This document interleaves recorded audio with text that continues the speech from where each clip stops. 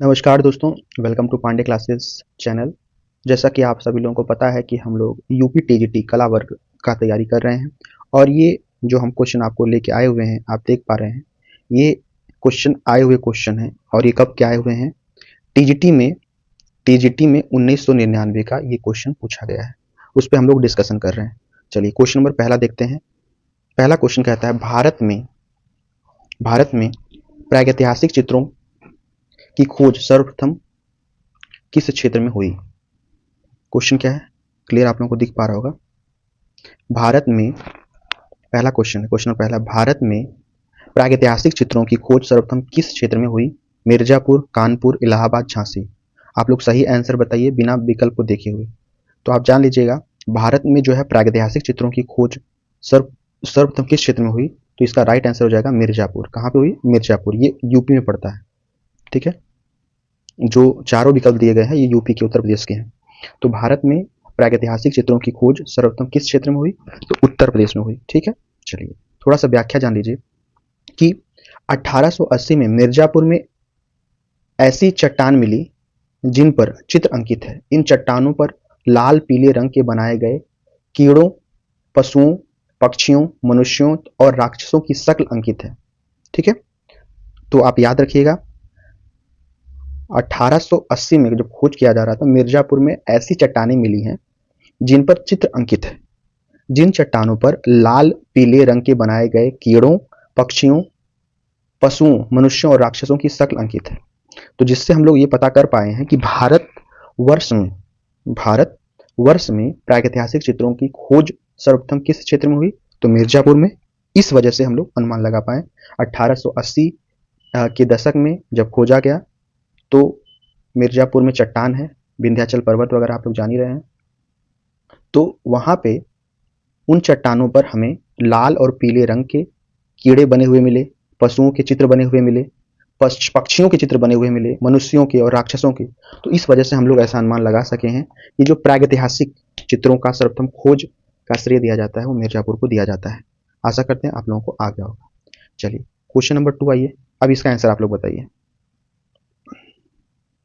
प्रागैतिहासिक चित्र प्रधानतया किस विषय से संबंधित हैं? प्रागैतिहासिक चित्र प्रधानतया किस विषय से संबंधित है? धर्म संबंधी है, आखेट संबंधी है, युद्ध संबंधी या प्रकृति संबंधी। प्रागैतिहासिक चित्र प्रधानतया किस विषय से संबंधित है? तो आप इसका राइट आंसर लगा लीजिए, आखेट संबंधी। क्या हो जाएगा? आखेट संबंधी। क्योंकि उस समय जो है प्रागैतिहासिक चित्र जो हमको मिलते थे वो, चूंकि आखेट मतलब शिकार करना, किसी का वध कोई कर रहा है, धनुष से मार रहा है ना, पत्थर से मार रहा है, आखेट खेल रहा है, तो उसी प्रकार के हमको चित्र मिले हुए हैं। तो प्रागैतिहासिक चित्र प्रधानतया किस विषय से संबंधित है? आखेट संबंधी। पशु और पक्षियों, अगर हम बात करें पशु और पशुओं के आखेट दृश्य तथा जादू के विश्वास के प्रतीक चिन्हों का चित्रण इस समय की कला का प्रधान विषय है, ठीक है।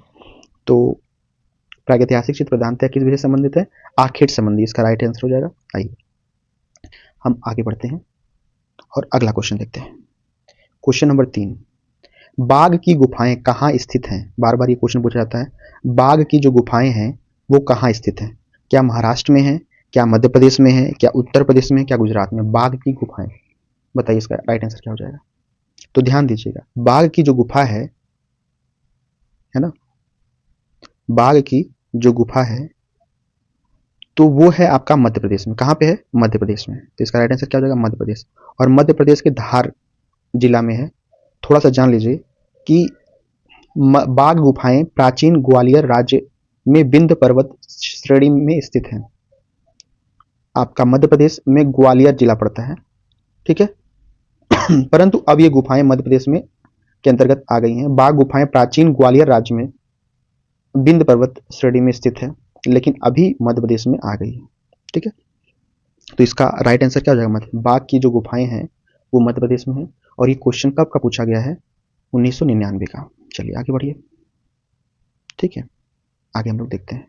अगला क्वेश्चन कहता है, शिव विवाह से संबंधित दृश्य का गुफा चित्र।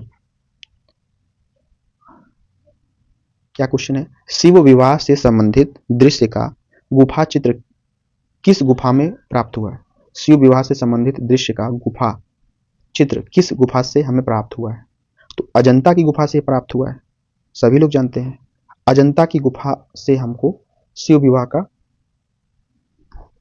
नहीं क्षमा चाहेंगे, देखिए क्वेश्चन क्या पूछा है, शिव विवाह से संबंधित दृश्य, I am really sorry, Shiv विवाह से संबंधित दृश्य का गुफा चित्र किस गुफा से प्राप्त हुआ है? अजंता की गुफा से, एलोरा की गुफा से, सित्तन वासल की गुफा से, या बादामी गुफा से? आप लोग राइट आंसर बताइए। शिव विवाह से संबंधित दृश्य जो है किस गुफा से प्राप्त हुआ है?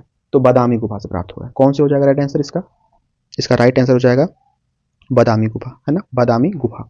बादामी गुफा से ही हमको शिव विवाह से संबंधित दृश्य चित्र में प्राप्त होता है, ठीक है।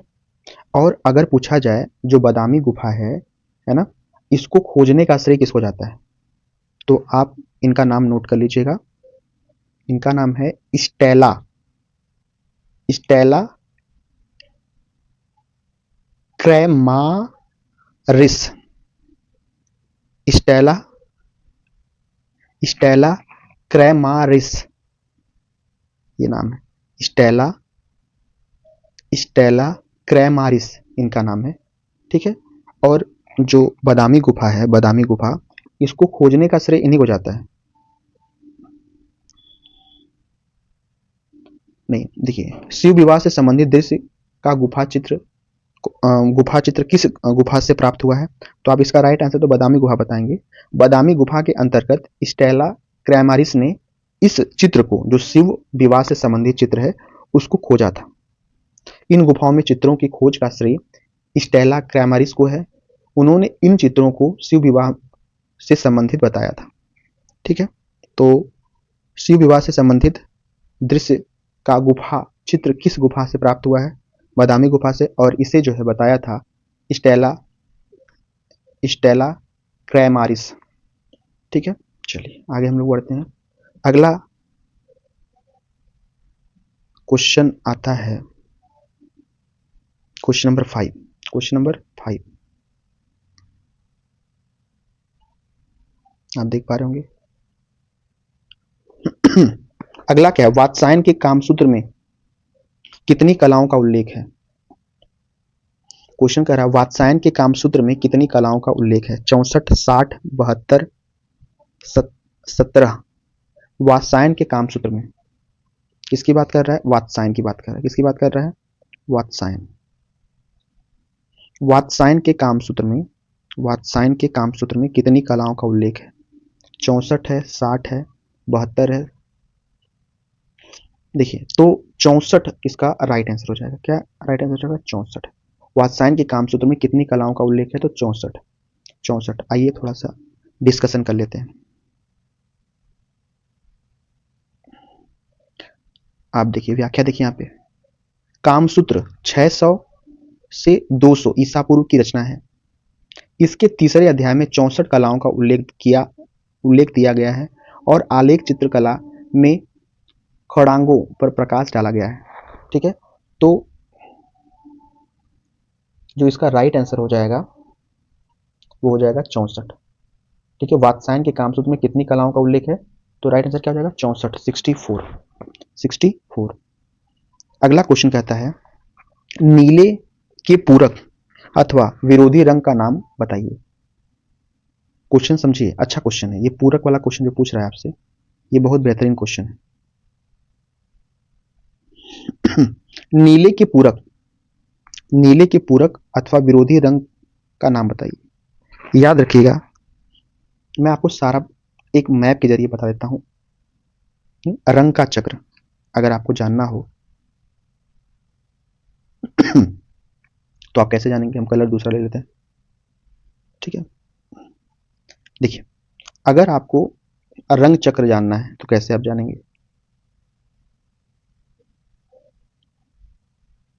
ठीक है, अब थोड़ा हम इसको क्या कर लेते हैं, पतला कर लेते हैं, ठीक है। देखिए अगर यहां पे लाल है, रेड है, लाल लाल को आप हरा से यानी ग्रीन से दर्शाएंगे, ठीक है। यहां पे अगर नारंगी है तो आप इसका बैगनी दिखाएंगे, ठीक है। और यहाँ पे अगर पीला है तो इसका आप नीला दिखाइए, नीला। ठीक है, लाल का हरा, लाल का हरा, ये अपोजिट होता है। अगर आपसे लाल का अपोजिट पूछा जाए तो आप हरा बताइएगा, नारंगी का अपोजिट पूछा जाए तो नीला बताइएगा, पीला का अपोजिट पूछा जाए तो बैगनी बताइएगा। ठीक है, अभी हमसे पूछा जा रहा है नीले का अपोजिट, तो नीले का अपोजिट आप क्या बताएंगे? नारंगी, है ना। तो यहां पूछा गया है तो ये नारंगी आंसर हो जाएगा। किसका पूछा गया है? नीले के पूरक अथवा विरोधी रंग बताइए। नीले के पूरक अथवा विरोधी रंग बताएंगे तो नीले का क्या बता देंगे आप? नीला का नारंगी। इसको याद कर डालिए, ये बार बार पूछा जाता है क्वेश्चन। 6 रंग हैं जो बार बार पूछे जाते हैं, उनके आमने सामने के रंगों को विरोधी रंग कहते हैं। अतः अगर हमसे नीले का पूछा जाएगा तो हम बताएंगे नारंगी। अगर आपसे अगले क्वेश्चन में लाल का पूछ दिया गया तो आप हरा बताइए, पीला का पूछ दिया तो बैगनी बताइए। क्लियर है? चलिए आगे बढ़ते हैं हम लोग। तो इसमें राइट आंसर क्या हो जाएगा? जो पूछा गया क्वेश्चन है इसका राइट आंसर हो जाएगा नारंगी। नीले के पूरक अथवा विरोधी रंग का नाम बताइए तो नारंगी। नीले का नारंगी, लाल का हरा, पीला का बैगनी। याद हो गया? चलिए, यहां ये फिगर भी बना, एक बार आप देख लीजिए। अगर आपसे पूछा जाए, क्या पूछा जाए बताइए? अगर आपसे पूछा जाता है कि लाल का अपोजिट बताइए तो लाल का अपोजिट हरा, नारंगी का अपोजिट नीला, पीला का अपोजिट बैगनी। ठीक है, ये देखिए इसका ये है ना, जिस खाने में इसका ये, इसका ये। लाल का अपोजिट लाल का हरा, लाल का हरा, नारंगी का नीला, पीला का बैगनी। याद रहेगा ना, भूलिएगा मत। आइए अगला क्वेश्चन है। अगला क्वेश्चन कहता है उस तत्व का नाम बताइए जिसके अभाव में चित्र रचना संभव नहीं है। रेखा, रंग, रूप, धरातल। अच्छा आप ही सोचिए कॉमन सेंस से, अगर किसी चीज का धरातल ही न हो तो क्या वो चित्र रचना करना संभव है? नहीं है। तो आप इसका राइट आंसर तुरंत लगा दीजिए, धरातल। उस तत्व का नाम बताइए जिसके अभाव में चित्र रचना संभव नहीं है, तो इसका राइट आंसर होगा धरातल। अगर धरातल नहीं है तो किसी चित्र की रचना करना संभव नहीं है। आकार की रचना के लिए धरातल की आवश्यकता होती है, आकार की रचना के लिए धरातल की आवश्यकता होती है। ठीक है, चलिए आगे बढ़ते हैं। अगला है क्वेश्चन, मीर सैयद अली, मीर सैयद अली, मीर सैयद अली किसके दरबार के मुख्य चित्रकार थे? जहांगीर, शाहजहां, अकबर, हुमायूं। मीर सैयद अली, मीर सैयद अली किसके दरबार के मुख्य चित्रकार थे? शाहजहां के या जहांगीर के, अकबर के या हुमायूं? तो आप ध्यान दीजिए, ये मीर सैयद अली जो थे वो अकबर के दरबार के मुख्य चित्रकार थे। ठीक है, मुख्य चित्रकार थे। मीर सैयद अली पूरा नाम है मीर सैयद अली जुदाई, अकबर के दरबार का मीर मुहब्बिर या मुख्य चित्रकार था, है ना। फारसी लैंग्वेज में बोलते थे मीर मुहब्बिर, मुख्य चित्रकार को क्या बोलते थे? मीर मुहब्बिर या मुख्य चित्रकार। मीर सैयद अली जुदाई अकबर के दरबार का मुख्य चित्रकार था। तो चित्रकारी में कुछ भी चित्रकारी करना होता तो मीर सैयद अली को अकबर बुला लेते थे। ठीक है, चलिए आगे बढ़ते हैं। अगला क्वेश्चन है, क्वेश्चन नंबर कौन सा आएगा आपका? मीर सैयद अली हो गया।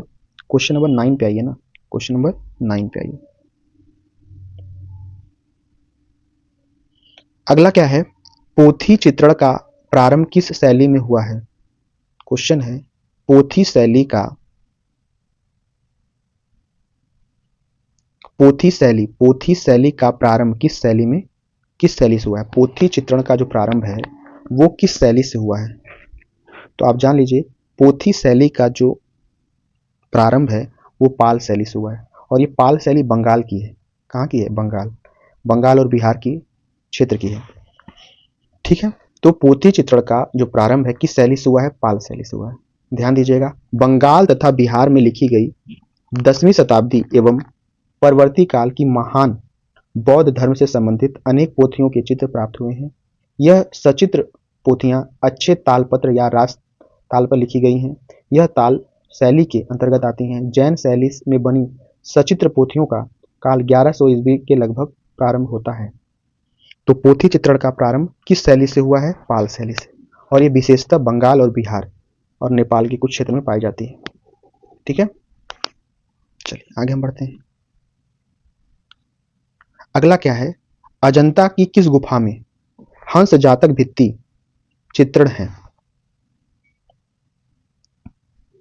क्वेश्चन अच्छा पूछा है कि अजंता की किस गुफा में हंस जातक भित्ति चित्रण है? गुफा संख्या 17, गुफा संख्या 16, गुफा संख्या 10 या गुफा संख्या 9? अजंता की किस गुफा में हंस जातक भित्ति चित्रण है? तो आप याद रखिएगा गुफा संख्या 17।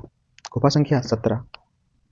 अजंता की किस गुफा में हंस जातक भित्ति चित्रण है? गुफा संख्या 17। आपको बता दें कि जो अजंता की गुफा है ना, अजंता की पहली गुफा 626 से 628 ईस्वी, इस गुफा में हमको जो है बोधिसत्व, पदपाणी, व्रजपाणी, महजनक जातक, मार विजय, भारतीय राजा पुलकेशन की सभा तथा छतों पर सुंदर अलंकरण के चित्र बने हुए हैं। ठीक है, तो इस बात को भी आप याद रखिएगा। अजंता की गुफा संख्या 1 का निर्माण काल, अभी हम लोग गुफा संख्या 17 की बात कर रहे हैं। अजंता की किस गुफा में हंस जातक भित्ति चित्रण है? तो गुफा संख्या 17। और गुफा संख्या 17 की क्या विशेषता है? इस गुफा के भीतर अनेक महत्वपूर्ण चित्र जैसे छदंत जातक, महाहंस जातक, श्याम जातक, ससज सस सस ससस जातक, महिष जातक, सिंहलावदान, सीवी जातक, मृग जातक, जिसमें मृगों के अत्यधिक सुंदर चित्रण है, नलगिरी की कथा आदि है। तो अजंता की किस गुफा में हंस जातक चित्रण है? तो गुफा संख्या 17, उसी को महाहंस जातक लिखा जाता है। ठीक है, अगर पूछ ले गुफा संख्या 17 में क्या क्या है? प्रच्छंद जातक, महाहंस जातक, श्याम जातक, सस जातक, महिष जातक, सिंह लावदान, सीवी जातक, मृग जातक, ये सब गुफा संख्या 17 में है। पूछा जाए अजंता की कुछ गुफा में छदंत जातक का चित्र बना हुआ है? तो गुफा संख्या 17, महाहंस जातक, श्याम जातक, सस जातक, महिष जातक। पूछ सकता है कि गुफा जो अजंता की कौन सी गुफा में महिष जातक का चित्र बना है, मृग जातक का चित्र बना है? गुफा संख्या 17 में। नलगिरी की कथा आदि इसमें चित्रित है। ठीक है, तो आपका आंसर राइट हो गया। अजंता की कुछ गुफा में हंस जातक भित्ति चित्रण किया गया गुफा संख्या 17 में। गुफा संख्या 17 में। अजंता की किस गुफा, अजंता की गुफा संख्या 1 निर्माण काल है? 5वीं शताब्दी, 6वीं शताब्दी, 7वीं शताब्दी, 8वीं शताब्दी। तो याद रखिएगा जो अजंता की पहली गुफा है, पहली गुफा अजंता की जो पहली गुफा है, अगर उसका निर्माण काल पूछा जाए आपसे, है ना, अजंता की जो पहली गुफा है,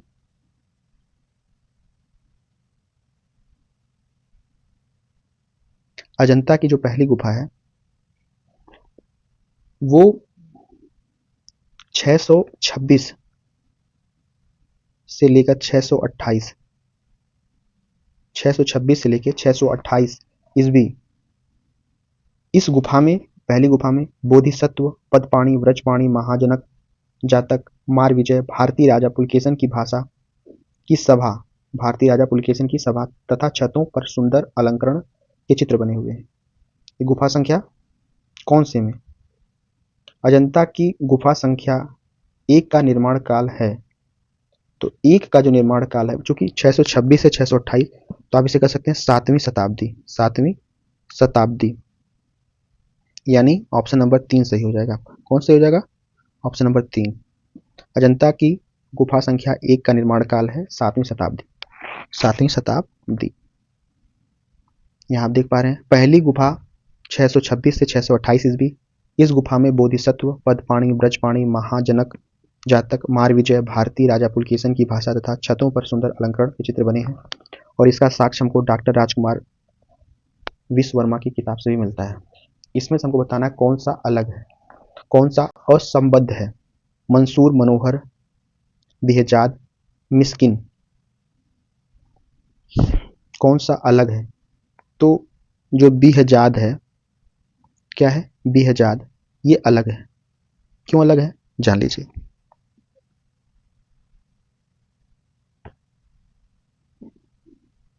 इनमें से कौन असंबद्ध है? मंसूर, मनोहर, बेहजाद और मिस्किन। तो बेहजाद इसका राइट आंसर हो जाएगा।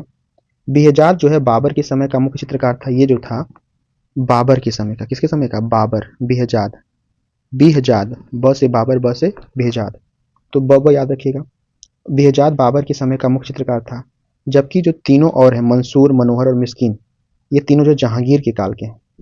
इस वजह से इसमें से अलग कौन हो गया? बेहजाद। ये दरबारी चित्रकार थे, मंसूर, मनोहर और मिस्किन, जहांगीर के दरबार के, और बेहजाद बाबर के समय का था। ठीक है, तो आप याद रखिएगा इस बात को। आगे बढ़ते हैं लोग। बेहजाद बाबर के समय का मुख्य चित्रकार था, बाकी तीनों जहांगीर के दरबार के चित्रकार थे। अगला क्वेश्चन है कि राजपूत शैली किसका सम्मिलित नाम है? राजपूत शैली किसका सम्मिलित नाम है? राजस्थानी मुगल, अभ्रंश किशनगढ़, पहाड़ी राजस्थानी, जयपुर ईरानी। राजपूत शैली किसका सम्मिलित नाम है? तो आप याद रखिएगा, राजपूत शैली जो सम्मिलित नाम है वो है किसका? राजस्थान और पहाड़ी, राजस्थानी और पहाड़ी। राजपूत शैली किसका सम्मिलित नाम है? राजस्थानी और पहाड़ी।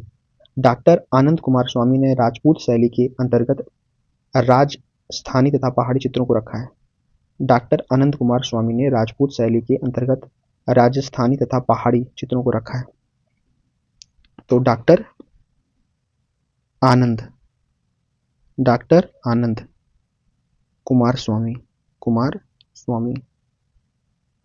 इन्होंने क्या किया है? डॉक्टर आनंद कुमार स्वामी ने राजपूत शैली के अंतर्गत राजस्थानी और पहाड़ी शैली को रखा है, राजस्थानी और पहाड़ी चित्रों को रखा है। इस चीज को आप याद रखिएगा।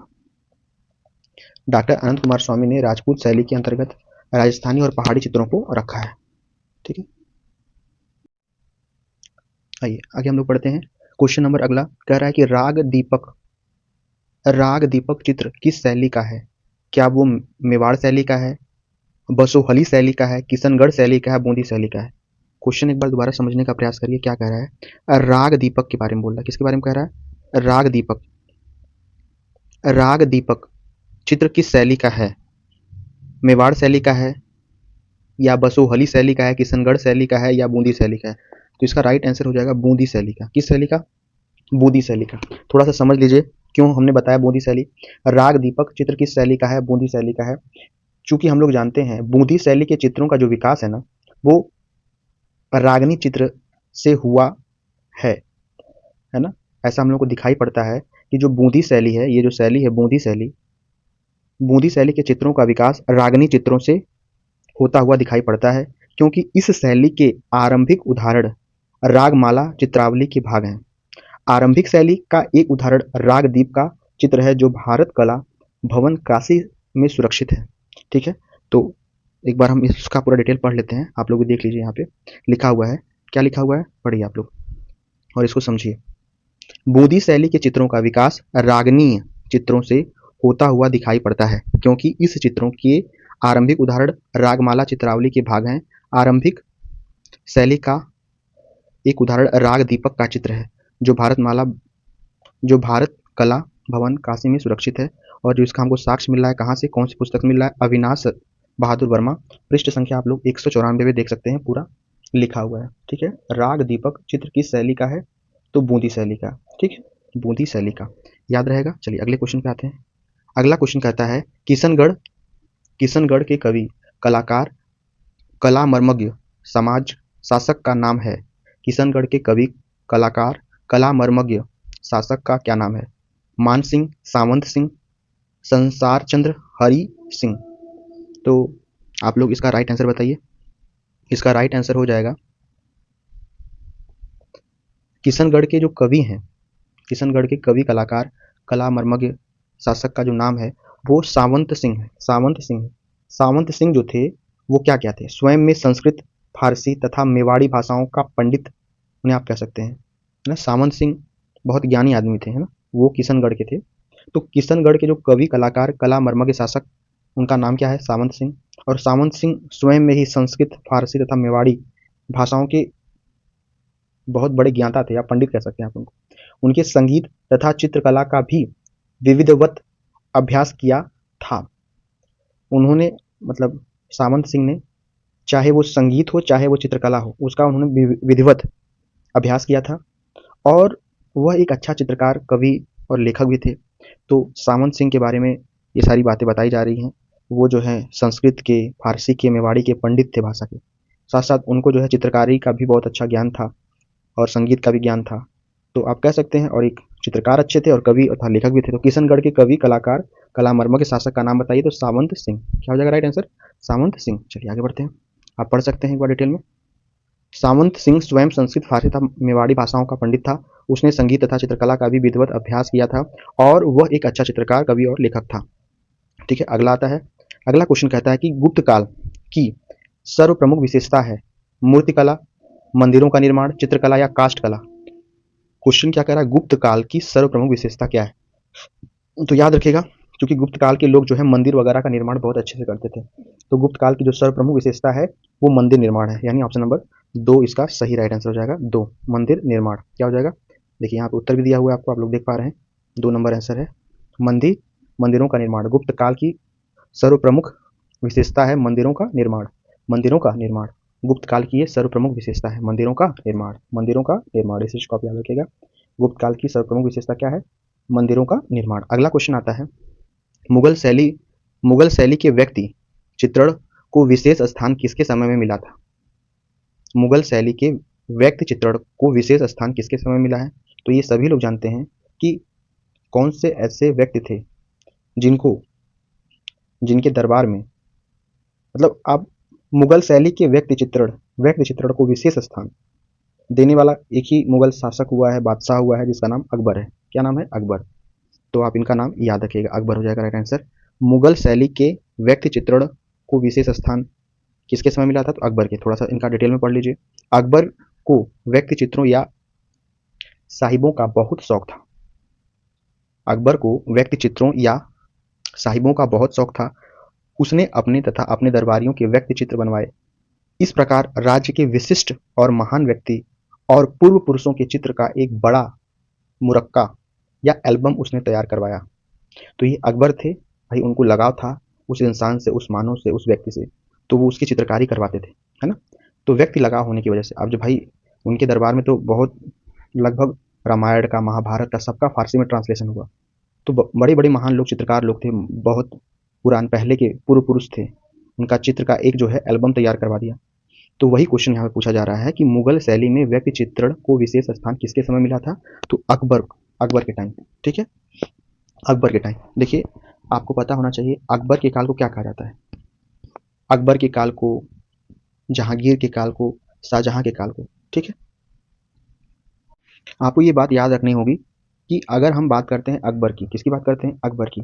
तो अकबर के जो काल, चूंकि अकबर ने बहुत, चूंकि मैंने अभी बताया कि अकबर के टाइम में महान महान लोग मतलब फारसी में अनुवाद करने वाले थे, तो आप कह सकते हैं उसने जितने भी साहित्य थे भारत के, चाहे रामायण हो, चाहे महाभारत हो, चाहे गीता है, उसको फारसी में अनुवाद करवाया। और उसमें क्या है, चूंकि अकबर खुद अनपढ़ था, पढ़ा लिखा नहीं था अकबर, अकबर अनपढ़ था, तो उसने जो है अपने जो कवि थे, लेखक थे, उनसे ट्रांसलेट करवा के उसको समझा। तो आप कह सकते हैं अकबर के काल को साहित्य का स्वर्णकाल, साहित्य का स्वर्णकाल। जहांगीर के काल को आप कह सकते हैं चित्र, चूंकि जहांगीर को चित्रकला बहुत प्रेम था, चित्रकला से बहुत प्रेम था, तो आप जहांगीर के काल को कह सकते हैं क्या? बताइए आप लोग। चित्रकला का स्वर्णकाल। और शाहजहां के काल को आप कह सकते हैं स्थापत्य कला का स्वर्णकाल, चूंकि शाहजहां ने दिल्ली का लाल किला, जहां से जो भारत के प्रधानमंत्री होते हैं झंडा फहराते हैं 15 अगस्त को, इसके अलावा दीवाने आम, दीवाने खास, दिल्ली में आप कभी गए होंगे, घूमे होंगे, तो दिल्ली का जामा मस्जिद, आगरा का मोती मस्जिद, और ताजमहल जो साथ में अजूबा में शामिल है, लाहौर किला में, पाकिस्तान में चले जाइएगा तो लाहौर किला पड़ता है, उसमें शीश महल बनवाया था। तो बहुत सारा काम इसने करवाया था। ठीक है, तो आप इस बात को याद रखिएगा। चलिए आगे हम बढ़ते हैं। अगला क्वेश्चन कहता है कि ईरानी शैली की एक विशेषता है पृष्ठभूमि, आकृतियां, रंग योजना या रेखाएं। ईरानी शैली की एक विशेषता, देखिए एक क्वेश्चन आप इतना अच्छा से पढ़ लीजिए कि उसको दोबारा पढ़ना ना पड़े।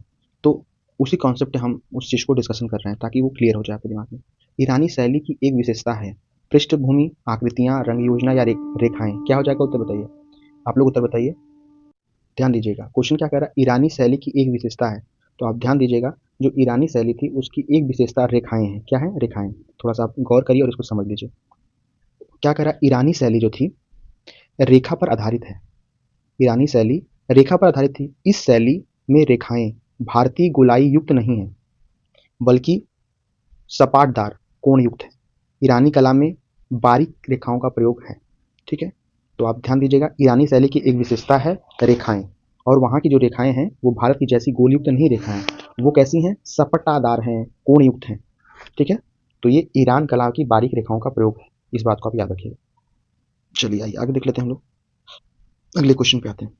Question number 19। क्या क्वेश्चन कह रहा है, पढ़िए। क्वेश्चन कह रहा है कि एरोला के प्रसिद्ध कैलाश मंदिर का निर्माण एक राष्ट्रकूट एक एरोला के एक प्रसिद्ध कैलाश मंदिर का निर्माण एक राष्ट्रकूट नरेश ने करवाया था। उस नरेश का नाम बताइए। एरोला के प्रसिद्ध कैलाश मंदिर का निर्माण एक राष्ट्रकूट ने करवाया था, उस नरेश का नाम बताइए। अमोघ वर्ष, दंतीदुर्ग, कृष्णराज प्रथम या विक्रमादित्य। तो आप लोग राइट आंसर जान ही गए होंगे, कृष्ण राज प्रथम थे। कृष्णराज प्रथम इसका राइट आंसर हो जाएगा। क्या हो जाएगा, कृष्ण राज प्रथम। थोड़ा सा समझ लीजिए। एरोला में अगर हम बात करें, एरोला में राजा कृष्ण देव राय ने सर्वप्रथम एरोला के कैलाश मंदिर का निर्माण करवाया था। एरोला गुफा में पड़ता है ये। एरोला के प्रसिद्ध कैलाश मंदिर का जो निर्माण है वो कृष्ण प्रथम ने सर्वप्रथम करवाया था, और उन्होंने जो है एक पहाड़ी को कटवा कर ये काम आरंभ करवाया। ठीक है, तो अगर आपसे पूछता है कि एरोला के प्रसिद्ध कैलाश मंदिर का निर्माण एक राष्ट्रकूट नरेश ने करवाया था, उस नरेश का नाम क्या है, तो कृष्ण राज प्रथम। कृष्ण राज प्रथम, इस नाम को याद रखिएगा, कृष्ण राज प्रथम। ठीक है, आगे हम लोग बढ़ते हैं। कंदरिया महादेव कहाँ पर है, कंदरिया महादेव मंदिर कहाँ पे है, ये बहुत बार क्वेश्चन आ चुका है। कंदरिया महादेव का जो मंदिर है वो कहाँ पर है, आप लोग इसका उत्तर पहले बता लीजिए, एक बार उत्तर बता लीजिए। कंदरिया महादेव मंदिर कहाँ पर है, शीतल वासल, सिंगरिया, जोगीमारा, खजुराहो। तो आप याद रखिएगा, जो कंदरिया महादेव का मंदिर है वो खजुराहो में है। कहाँ पे है, खजुराहो में। कंदरिया महादेव का मंदिर कहाँ पे है, खजुराहो में। और इसको यूनेस्को द्वारा ना संरक्षित स्मारकों में इसका चयन भी कर लिया गया है। ठीक है, कंदरिया महादेव को खजुराहो की सर्वोत्कृष्ट मंदिर में गिना जाता है। अगर क्वेश्चन पूछे कंदरिया महादेव का मंदिर कहाँ पे है, तो आप राइट आंसर मुस्कुरा के बताइएगा, खजुराहो में। आप इसका व्याख्या भी पढ़ सकते हैं। यूनेस्को द्वारा संरक्षित स्मारकों में चयनित कंदरिया महादेव को खजुराहो की सर्वोत्कृष्ट मंदिरों में गिना जाता है। आगे क्वेश्चन आता है, क्वेश्चन नंबर 21। उदयगिरी की गुफाएं। क्या क्वेश्चन कर रहा है, उदयगिरी की गुफाओं। उदयगिरी की गुफाएं किस धर्म से संबंधित कला को दर्शाती हैं, बौद्ध धर्म, जैन धर्म, हिंदू धर्म, ईसाई धर्म। उदयगिरी की गुफाएं किस धर्म से संबंधित कला को दर्शाती हैं, तो इसका राइट आंसर हो जाएगा, ध्यान दीजिएगा, बौद्ध धर्म। जो उदयगिरी की गुफाएं हैं वो बौद्ध धर्म से संबंधित है। ठीक है, उदयगिरी की जो गुफाएं हैं वो बौद्ध धर्म से संबंधित धर्म को दर्शाती हैं। उदयगिरी की गुफाएं बौद्ध धर्म से संबंधित कला को दर्शाती।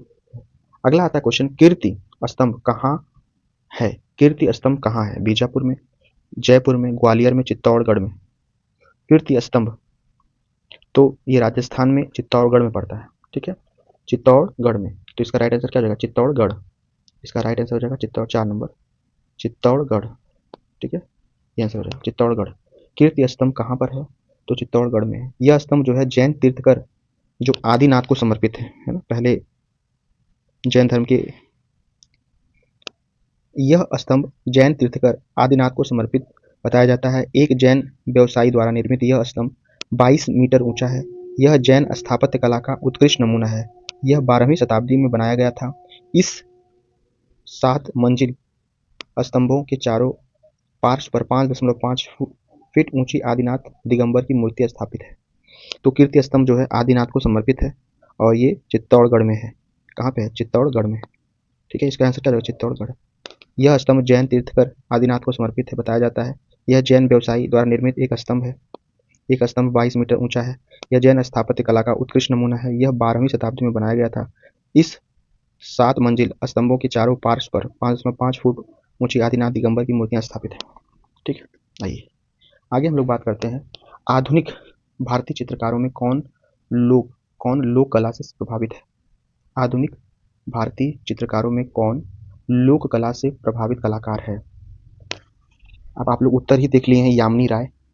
क्वेश्चन क्या पूछा था, आधुनिक भारतीय चित्रकला में कौन लोक कला से प्रभावित कलाकार है। नंदलाल बसु हैं, यामिनी राय हैं, कनु देसाई हैं या मुकुल देर। तो यामिनी राय इसका राइट आंसर क्या हो जाएगा, यामिनी राय हो जाएगा। आधुनिक भारतीय चित्रकारों में कौन लोक कला से प्रभावित है, तो यामिनी राय इसका राइट आंसर हो जाएगा। थोड़ा समझिए क्यों होगा ऐसा बोला जा रहा है, क्योंकि 1921 ईस्वी में लगभग 34 वर्ष की अवस्था में उनका ध्यान बंगाल की लोक कला और गया बिहार के पट चित्रण की ओर गया। यामिनी राय लोक कला से प्रेरणा ग्रहण करने के लिए सतत प्रयत्नशील रहे। ठीक है, तो आप इस बात को याद रखिएगा। क्वेश्चन इंपॉर्टेंट है कि आधुनिक भारतीय चित्रकारों में कौन लोक कला से प्रभावित कलाकार है, तो यामिनी राय। अगला क्वेश्चन है पद्म विभूषण से सम्मानित चित्रकार हैं। अब करंट में भी हम लोगों को याद रख के चलना है। ठीक है, पद्म विभूषण से सम्मानित चित्रकार है कौन चित्रकार, इसको जो है पद्म विभूषण से सम्मानित किया गया। तो क्या नंदलाल बसु हैं, आसिफ। आप लोग कमेंट बॉक्स में अपना आंसर बताइएगा, कितना क्वेश्चन आप सही कर रहे हैं। नंदलाल बसु हैं, आसिफ हलदार हैं, रविंद्रनाथ टैगोर हैं, यामिनी राय। देखिए पद्म विभूषण जो मिला है वो नंदलाल बसु को मिला हुआ है, और वो कब दिया गया था नंदलाल बसु को, ये तारीख आप याद कर लीजिए, 1954 में मिला था। ठीक है, 1954 में भारत सरकार ने इन्हें पद्म विभूषण उपाधि से सम्मानित किया और राष्ट्रीय ललित कला अकादमी में ताम्रपत्र भेंट किया। तो नंदलाल बसु को पद्म विभूषण से सम्मानित किया गया है। ये हम जो हल करवा रहे हैं 1999 टीजीटी में आए हुए क्वेश्चन। उस समय का देखिए लेवल कैसा था, अभी का लेवल क्या हो सकता है, आप जान सकते हैं इस बात को। अगला क्वेश्चन आता है, थोड़ा बड़ा कर लेते हैं ताकि आप लोग को स्पष्ट दिखे। अगला क्वेश्चन कहता है, क्या कहता है, आप देख पा रहे होंगे स्क्रीन पर स्पष्ट। चैतन्य का गृह त्याग चित्र किस चित्रकार ने बनाया था। चैतन्य का गृह त्याग, चैतन्य ने जो गृह त्याग किया था उसका चित्र किसने बनाया था, किस चित्रकार ने बनाया था, तो छितेंद्रनाथ मजूमदार ने चैतन्य का गृह त्याग का चित्र बनाया था। तो थोड़ा डिटेल में समझ लीजिए। बंगाल के वैष्णव संत, बंगाल के थे ये, और वैष्णव संत चैतन्य महाप्रभु की भावमयी लीलाओं का प्रदर्शन इनके चित्रों के प्रत्येक अंग में समाया हुआ है। चैतन्य का गृह त्याग शीर्षक चित्र रचनात्मक दृष्टि से विख्यात एवं महत्वपूर्ण है। ठीक है, तो याद रखिए बंगाल के वैष्णव संत चैतन्य महाप्रभु की भावमयी लीलाओं का प्रदर्शन इनके चित्रों के प्रत्येक अंग में समाया हुआ है। चैतन्य का गृह त्याग शीर्षक चित्र रचनात्मक दृष्टि से विख्यात एक महत्वपूर्ण है। क्वेश्चन पूछा था आपसे कि बताइए, क्या क्वेश्चन पूछा था, क्वेश्चन यही पूछा था चैतन्य का गृह त्याग चित्र किस चित्रकार ने बनाया था। तो वो चित्रकार का नाम है छितेंद्रनाथ मजूमदार। बंगाल के वैष्णव संत चैतन्य महाप्रभु की भावमयी लीलाओं का प्रदर्शन इनके चित्रों के प्रत्येक अंग में समाया हुआ है। चैतन्य का गृह त्याग जो है शीर्षक चित्र रचनात्मक दृष्टि से विख्यात एवं महत्वपूर्ण है। अगला क्वेश्चन आता है, बंगाल शैली के कलाकार नहीं है। सुरेंद्र कर, ये नाम से लगेगा सभी लोग हैं लेकिन इसमें से कोई एक है जो नहीं है। सुरेंद्र कर, शैलेंद्र, तीसरा है रथिन मित्रा, मुकुल डे। तो बंगाल शैली का कलाकार नहीं है, तो आप इससे याद रखिएगा, इसका राइट आंसर होने वाला है रथिन मित्रा। रथिन मित्रा जो है बंगाल के नहीं है। ये जो रथिन मित्रा है ना, बंगाल शैली के कलाकार नहीं है। रथिन मित्रा ने कला के नवीन स्वरूप की संभावनाओं पर सबसे पहले दृष्टिपात किया। उनके रंग शिल्प में राजपूत कला का सौष्ठव और भाव निरूपण में बंगाल लोक कला का प्रभाव दृष्टिगत है। तो ये जो है बंगाल शैली के कलाकार नहीं है। सुरेंद्र कर हैं, शैलेंद्र हैं, मुकुल डे हैं, और रथिन मित्रा जो है थोड़ा सा इनका जो है आप राजपूत टाइप में देखेंगे, यानी राजस्थान से संबंधित ये हैं। ठीक है, आगे बढ़े हम लोग, पढ़ सकते हैं आप लोग ऊपर। अगला है सैयद हैदर रजा हैं व्यक्ति चित्रकार, दृश्य चित्रकार, घनवादी चित्रकार या अमूर्त चित्रकार। तो आप याद रखिएगा जो सैयद हैदर रजा हैं वो अमूर्त चित्रकार हैं। कैसे चित्रकार हैं, अमूर्त चित्रकार हैं। सैयद अहमद रजा जो है अमूर्त चित्रकार है। ठीक है, याद रखिएगा। दृश्य चित्रों के अतिरिक्त ग्रामीण व नागरिक सामाजिकता के अनेक अंकित चित्र नए रूप के आग्रह ने सौंदर्य के निरपेक्ष अनवरत क्रम है ना प्रार्थना करते हुए ज्यामिति अथवा अमूर्त के अनेक स्थलों का व्यंजन किए।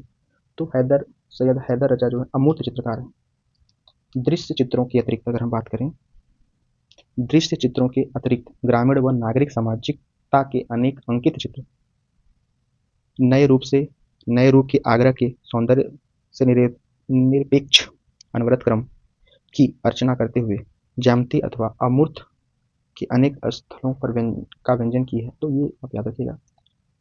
और संबंध बताइए, इसमें से कौन सा अलग है आपको बताना है। नागजी पटेल, शंभू चौधरी, महेंद्र पांड्या, ज्योति भट्ट। तो आप याद रखिएगा, इसका राइट आंसर होने वाला है ज्योति भट्ट। ये अलग हैं। ज्योति भट्ट क्यों अलग है? ज्योति भट्ट जो है वो ग्राफिक ज्योति माफ करिएगा, यहाँ पे आपको जो है ज्योति भट्ट यानी 4 वाला असंबद्ध है ना। ज्योति भट्ट ग्राफिक तथा प्रिंट मेकिंग के सिद्ध हस्त कलाकार हैं, बाकी तीनों मूर्तिकार हैं। ज्योति भट्ट जो है वो थोड़ा सा अलग है, वो ग्राफिक और प्रिंट मेकिंग में सिद्ध हस्त कलाकार हैं। बाकी जो नागजी पटेल हैं, शंकु चौधरी हैं और महेंद्र पांड्या हैं, ये लोग जो तीनों लोग जो हैं, ये लोग क्या हैं बताइए भैया? मूर्तिकार हैं। ठीक है, चलिए दोस्तों आगे देखते हैं। अगला क्वेश्चन कहता है चित्रकला की उत्कृष्ट कृति बनी ठनी की चित्र शैली है। चित्रकला की उत्कृष्ट कृति है ना, चित्रकला की उत्कृष्ट कृति बनी ठनी की चित्र शैली है। क्या कोटा बूंदी शैली है, कांडला शैली है, किशनगढ़ शैली है और मुगल शैली है? तो याद रखिएगा जो बनी ठनी है ना वो बिहार से निकला हुआ है। और बिहार में कहाँ से अगर हम बात करें तो किशनगढ़ से। कहाँ से? बिहार में आप बात करेंगे किशनगढ़ से। तो इसका राइट आंसर क्या हो जाएगा? Option number 3। ऑप्शन नंबर 3, चित्रकला की उत्कृष्ट बनी ठनी की चित्र शैली है, तो वो आप याद रखिएगा किशनगढ़ शैली। थोड़ा सा इसको हम पूरा डिटेल में पढ़ लेते हैं एक बार। किशनगढ़ की चित्रकला को उत्कर्ष पर पहुंचाने का श्रेय महाराजा सामंत सिंह को है। इस शैली के चित्रों में स्त्री आकृतियों का चित्रण बनी ठनी के रूप में किया गया है। ठीक है, तो बनी ठनी में किसका आकृति बना हुआ है, पुरुष या महिला है? तो आप याद रखेंगे महिला है।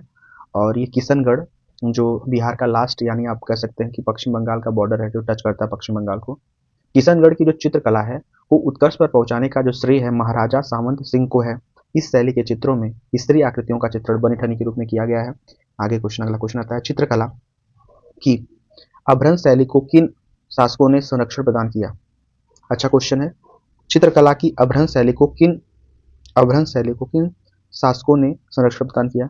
तो आप जान लीजिए, इसमें जो है विजयनगर और बीजापुर के शासकों ने, चंदेल वंशी शासकों ने, राष्ट्रकूट वंशी शासकों ने, इनमें से कोई नहीं। देखिए जो अभ्रंश शैली है ना वो वेस्टर्न कल्चर की शैली है, यहाँ से कोई संबंधित ही नहीं है, तो यहाँ के कोई राजा वाजा कोई भी नहीं आएंगे। तो इसका राइट आंसर क्या हो जाएगा आप बताइए?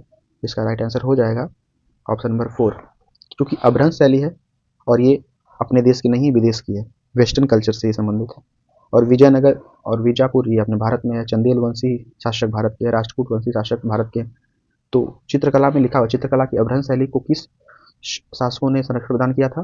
तो इनमें से कोई नहीं। ठीक है, चूंकि अभ्रंश शैली वेस्टर्न कल्चर से संबंधित है। आइए अगले क्वेश्चन पे आते हैं हम लोग। क्वेश्चन नंबर 31 क्या कहता है? पल्लव शासकों ने रथ वाले मंदिर किस स्थान पर बनाए?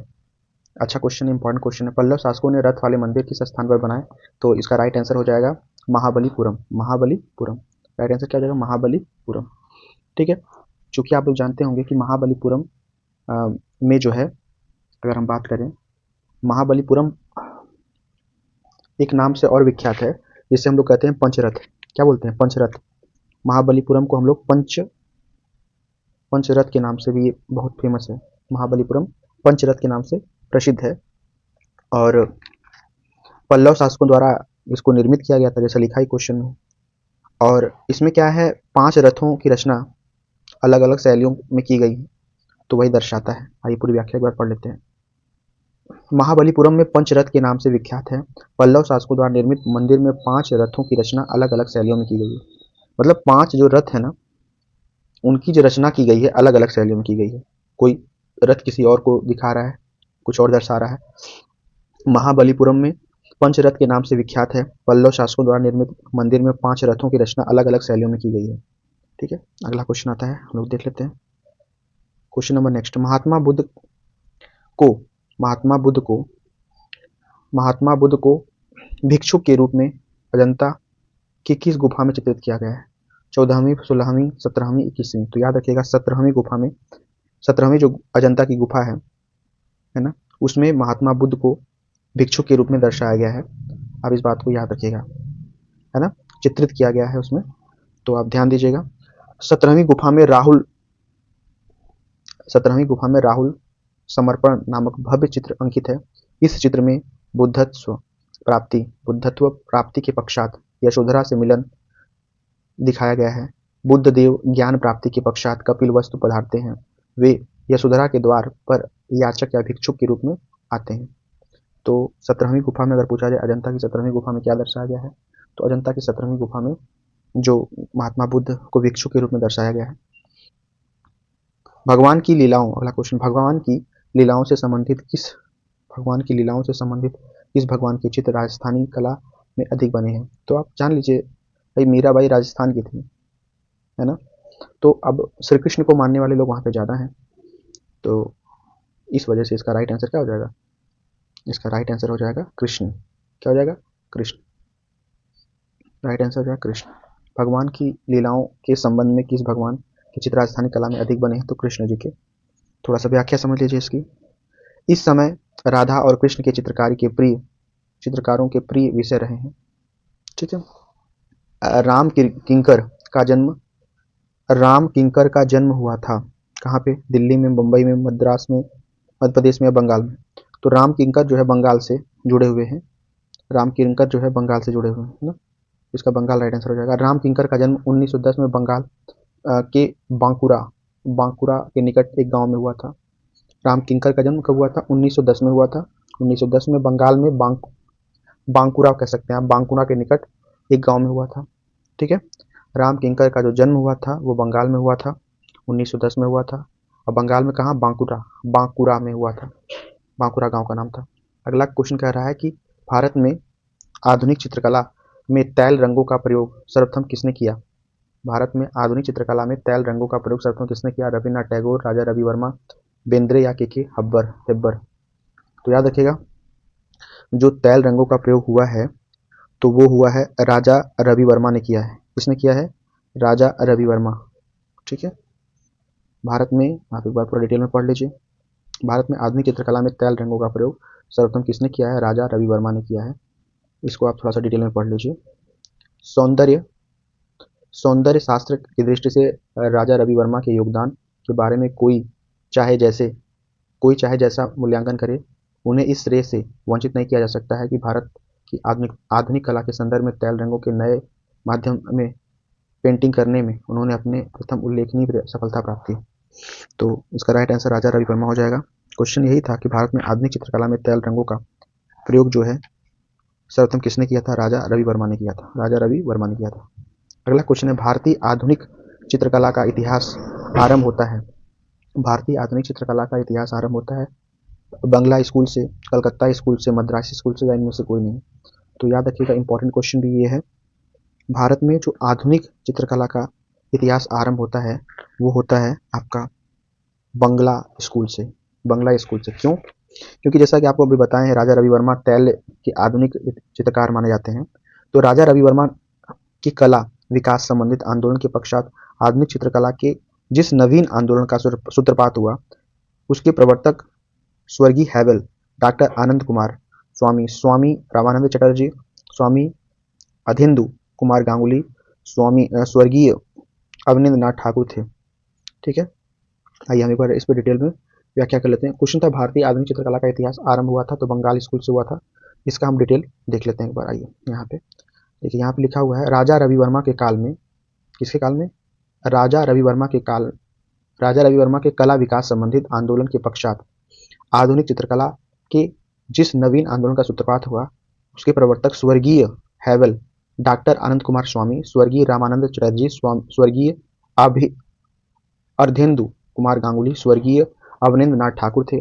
आधुनिक चित्रकला के जन्म की एक कहानी बंगाल स्कूल के उपरोक्त आंदोलन से आरंभ हो भारतीय स्वतंत्रता के साथ पूर्णतः समाप्त हो गई। ठीक है। बंगाल स्कूल की अगर हम बात करें तो यही है, आधुनिक चित्रकला के जन्म की एक कहानी बंगाल स्कूल के उपरोक्त आंदोलन के आरंभ हो भारतीय स्वतंत्रता के साथ पूर्णतः समाप्त हो गई। ठीक है, आप इसे पढ़ सकते हैं। अगला क्वेश्चन है, अवनींद्र नाथ ठाकुर, 37 नंबर, अवनींद्र नाथ ठाकुर के शिष्य कौन नहीं थे? देवकी प्रसाद राय चौधरी या डीवी राय चौधरी बोलते हैं, देवी प्रसाद राय चौधरी, नंदलाल बसु, LM सेन, गोपाल घोष। तो आप ध्यान दीजिएगा, इसका जो राइट आंसर हो जाएगा गोपाल घोष तो नहीं जुड़े हुए हैं, अवनेंद्र नाथ ठाकुर के शिष्य नहीं थे, गोपाल घोष नहीं हैं। ये जो है, अगर हम बात करें, जो गोपाल घोष है ना, वो देवी प्रसाद चौधरी के शिष्य थे। मतलब अवनेंद्र नाथ ठाकुर के जो शिष्य हैं वो देवी प्रसाद चौधरी हैं, नंदलाल बसु हैं, LM सेन हैं। लेकिन गोपाल घोष की अगर हम बात करें तो ये देवी प्रसाद राय चौधरी के शिष्य थे। गोपाल घोष जो है देवी प्रसाद राय चौधरी के शिष्य थे। बाकी अवनेंद्र नाथ ठाकुर के शिष्य जो है देवी प्रसाद राय चौधरी हैं, नंदलाल बसु हैं, LM सेन है। ठीक है, व्याख्या देख लीजिए अब एक बार। आगे हम लोग बढ़ते हैं। इसी कड़ी में अगला क्वेश्चन आता है कि निम्न में से कौन सिर्फ चित्रकार है, मूर्तिकार नहीं? जयराम पटेल, राम किंकर, बिंद्रे, देवी प्रसाद राय चौधरी। तो याद रखिएगा, केवल मूर्तिकार, केवल सिर्फ चित्रकार है, मूर्तिकार नहीं। तो आप ध्यान दीजिएगा, जो बिंद्रे हैं, बिंद्रे के अतिरिक्त तीनों कलाकार चित्रकार के साथ मूर्तिकार भी हैं। इसमें क्या कह रहा है, निम्नलिखित में से कौन सिर्फ चित्रकार है, मूर्तिकार नहीं? तो बिंद्रे जो है, बिंद्रे के अतिरिक्त तीनों कलाकार चित्रकार के साथ मूर्तिकार भी थे। तो इसका बिंद्रे हो जाएगा उत्तर। बिंद्रे के अतिरिक्त जो तीनों कलाकार हैं चित्रकार के साथ मूर्तिकार, लेकिन बिंद्रे भाई जो हैं केवल और केवल क्या है, केवल और केवल। बिंद्रे की अगर हम बात करें तो बिंद्रे क्या है, केवल और केवल, केवल और केवल चित्रकार है, न कि मूर्तिकार। जयराम पटेल, राम किंकर, देवी प्रसाद राय चौधरी, ये लोग चित्रकार भी हैं और मूर्तिकार भी, लेकिन बिंद्रे केवल और केवल चित्रकार है, मूर्तिकार नहीं। छितेंद्रनाथ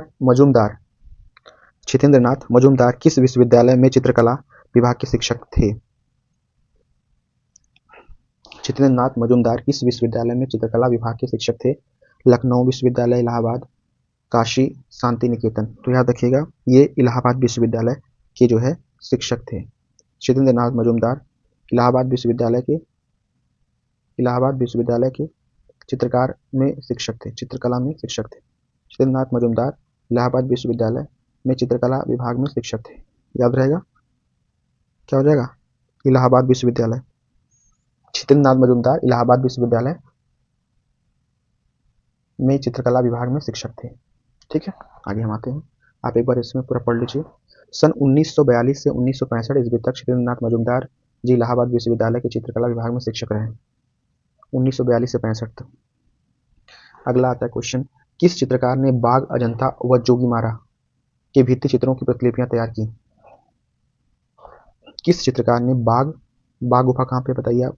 अजंता गुफा आपका महाराष्ट्र औरंगाबाद, बाघ गुफा कहाँ पे है? बाघ आपका MP में पड़ेगा। जोगीमारा कहाँ पे है? ये सारी गुफाएं आपको याद रहनी चाहिए। तो कह रहा है किस चित्रकार ने बाघ, अजंता व जोगीमारा की भित्तियों चित्रों में प्रतिलिपियां तैयार की हैं? आसित कुमार हलदार, गगनेंद्र नाथ टैगोर, यामिनी राय, अमृता शेरगिल। तो राइट आंसर क्या हो जाएगा इसका? Asit Kumar Haldar. Asit Kumar Haldar is right answer. Asit Kumar Haldar, समझिए और जानिए। आसित कुमार हलदार ने अजंता, बाघ तथा जोगीमारा की भित्ति चित्रों की प्रतिलिपियां 1910 से 1914 ईस्वी के बीच तैयार की थी। आसित कुमार हलदार ने अजंता, बाघ तथा जोगीमारा की भित्ति चित्रों की प्रतिलिपियां 1910 से 1914 ईस्वी के बीच तैयार की थी। अगला क्वेश्चन आता है, अमृता शेरगिल के चित्रों में किस भावना की झलक दिखाई पड़ती है? उल्लास, शांति, विषाद या उन्मुक्ता? अमृता शेरगिल किस भावना की झलक दिखाई पड़ती है आपको? अमृता शेरगिल के चित्रों में अगर आप बात करें तो क्या दिखाई पड़ता है आपको? तो आप ध्यान दीजिएगा, इसका राइट आंसर हो जाएगा विषाद। क्या हो जाएगा? विषाद। जानिए, अमृता जो शेरगिल है, अमृता के चित्रों में विषाद स्पष्ट दिखाई पड़ता है। जैसे कुछ चीजें हैं, भिखमंगे, ग्रामीण तथा अपने निजी चित्र, सब ही में उनका विषादमय भावना दिखाई पड़ती है। तो अमृता शेरगिल के चित्रों में जो है विषाद की भावना दिखाई पड़ती है, न कि उल्लास, शांति, मुक्ता। ऐसा नहीं है, विषाद की भावना स्पष्ट दिखाई पड़ती है। क्वेश्चन नंबर 42 पे आ जाइए। अवनिंद्र नाथ टैगोर के प्रारंभिक कलागुरु कौन थे? उनका नाम बताइए। इटालियन कलाकार गिलहार्डी, मदुरई के चित्रकार अलागरी नायडू, थियोडोर जेंसन। तो आप याद रखिएगा, इसका राइट आंसर हो जाएगा इटालियन कलाकार गिलहार्डी। अवनिंद्र नाथ टैगोर के प्रारंभिक कलागुरु थे। प्रारंभिक कलागुरु इटालियन कलाकार गिलहार्डी। इटालियन कलाकार गिलहार्डी। अवनिंद्र नाथ टैगोर के जो प्रारंभिक गुरु थे उनका नाम इटालियन कलाकार गिल हार्डी है। आगे बढ़ते हैं। अवनींद्रनाथ टैगोर ने अपने प्रारंभिक वर्षों में यूरोपीय शैली में तैल चित्र बनाने का अभ्यास किया था और उन्होंने अपने युवा काल में इटालियन चित्रकार गिल हार्डी से विधिवत तैल चित्रण की शिक्षा ग्रहण की थी। अगला क्वेश्चन है, निम्न में से उस चित्रकार की पहचान कीजिए जिसने बंगाल शैली से भिन्न शैली में काम किया। अवनींद्रनाथ टैगोर, गगनेंद्रनाथ टैगोर, आशित कुमार हलदार, नंदलाल बसु या नंदलाल बोस। तो आप ध्यान दीजिएगा, अगर हम बात करें तो आशित कुमार हलदार हैं। इन्होंने निम्न उस चित्रकार की पहचान की जिसने बंगाल शैली के से भिन्न शैली में काम किया। आशित कुमार हलदार इसका राइट आंसर हो जाएगा। थोड़ा सा व्याख्या समझ लीजिए, नहीं क्षमा चाहते हैं। आशित कुमार हलदार ने गगनेंद्रनाथ टैगोर, इसका राइट आंसर क्या हो जाएगा? गगनेंद्रनाथ टैगोर। ठीक है। अब टैगोर जी खुद बंगाल के थे लेकिन बंगाल शैली से भिन्न उन्होंने उस पर काम किया। अवनींद्रनाथ टैगोर, इन्होंने बंगाल शैली पे काम किया था। आशित कुमार हलदार भी किए थे, नंदलाल बोस भी किए थे, लेकिन गगनेंद्रनाथ टैगोर जो थे ये खुद बंगाल के थे लेकिन इन्होंने जो है बंगाल शैली के ऊपर बिल्कुल काम नहीं किया। थोड़ा समझ लीजिए। 20वीं सदी के प्रारंभ में भारतीय स्वतंत्रता संग्राम ने स्वदेशी का नारा अपनाया। इस समय शांति निकेतन पुनरुत्थान अथवा बंगाल स्कूल का केंद्र था जिसकी अवगाही अवनींद्रनाथ टैगोर और नंदलाल बोस कर रहे थे। केवल गगनेंद्रनाथ ही थे जो व्यक्ति शैली की खोज में यूरोपियन आर्ट से लेन देन कर रहे थे। ठीक है, तो यही करा। 20वीं सदी के प्रारंभ में भारतीय स्वतंत्रता संग्राम के स्वदेशी का नारा अपनाया। इस समय शांति निकेतन पुनरुत्थान अथवा बंगाल स्कूल का केंद्र था जिसकी अवगाही अवनींद्रनाथ टैगोर और नंदलाल बोस कर रहे थे। केवल गगनेंद्रनाथ ही थे जो व्यक्तिगत शैली की खोज में यूरोपियन आर्ट से लेन देन कर रहे थे। ठीक है, अगला क्वेश्चन आइए हम लोग बात कर लेते हैं। हरिपुरा पैनल की विषय वस्तु बताइए। क्या उत्तर होगा इसका? हरिपुरा पैनल की विषय वस्तु बताइए। भारतीय ग्राम जीवन, पौराणिक कथाएं, रामायण महाभारत। हरिपुरा पैनल की विषय वस्तु, तो ध्यान दीजिएगा, कमेंट बॉक्स में कमेंट करिए। जो हरिपुरा पैनल की विषय वस्तु थी वो भारतीय ग्राम जीवन थी। क्या थी? भारतीय ग्राम जीवन। हरिपुरा पैनल की जो विषय वस्तु थी भारतीय ग्राम जीवन। ठीक है, थोड़ा सा डिटेल में समझ लीजिए। यहाँ पे लिखा हुआ है, हरिपुरा में भारतीय कांग्रेस के अधिवेशन के पंडाल की कलात्मक सज्जा नंदलाल बसु ने की थी और इस सज्जा के लिए उन्होंने आसपास के ग्राम जीवन का अवलोकन कर उसका चित्रण किया था। है ना, क्वेश्चन क्या कर रहा था? हरिपुरा में भारतीय कांग्रेस के अधिवेशन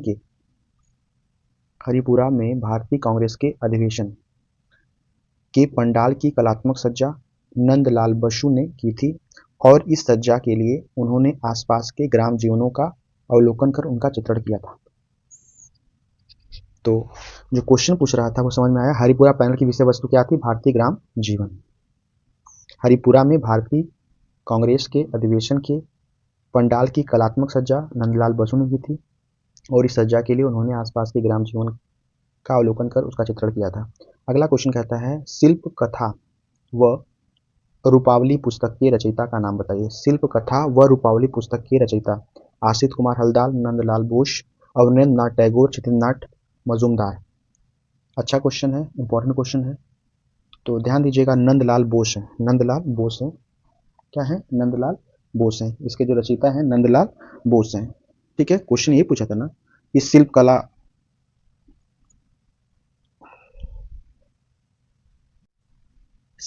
कथा व रूपावली पुस्तक के रचयिता का नाम क्या है? तो आप टिक लगा सकते हैं, नंदलाल बोस। थोड़ा सा पढ़ लीजिए डिटेल में। नंदलाल बोस की रूपावली तथा शिल्प कथा दो महत्वपूर्ण पुस्तकें हैं। नंदलाल बोस की पहली जो पुस्तक है उसका नाम रूपावली है, दूसरी है शिल्प कथा। नंदलाल बोस की जो पुस्तक है दो, रूपावली और शिल्प कथा, दो महत्वपूर्ण पुस्तकें हैं जो भारतीय कला विद्यार्थियों के लिए बहुत ही उपयोगी हैं। ठीक है, अगला निकेतन शांति निकेतन में कला भवन की स्थापना किस वर्ष हुई थी? शांति निकेतन में कला भवन की स्थापना किस वर्ष हुई थी? ये क्वेश्चन पूछ रहा है। 1901, 1919, 1922, 1948। तो शांति निकेतन की जो स्थापना हुई थी 1901 में हुई थी, और शांति निकेतन में कला भवन की स्थापना जो हुई थी वो 1919 में हुई थी। ठीक है, तो सन 1919 में, यहाँ लिखा ना, सन 1919 में कला भवन की औपचारिक रूप से स्थापना हो गई थी।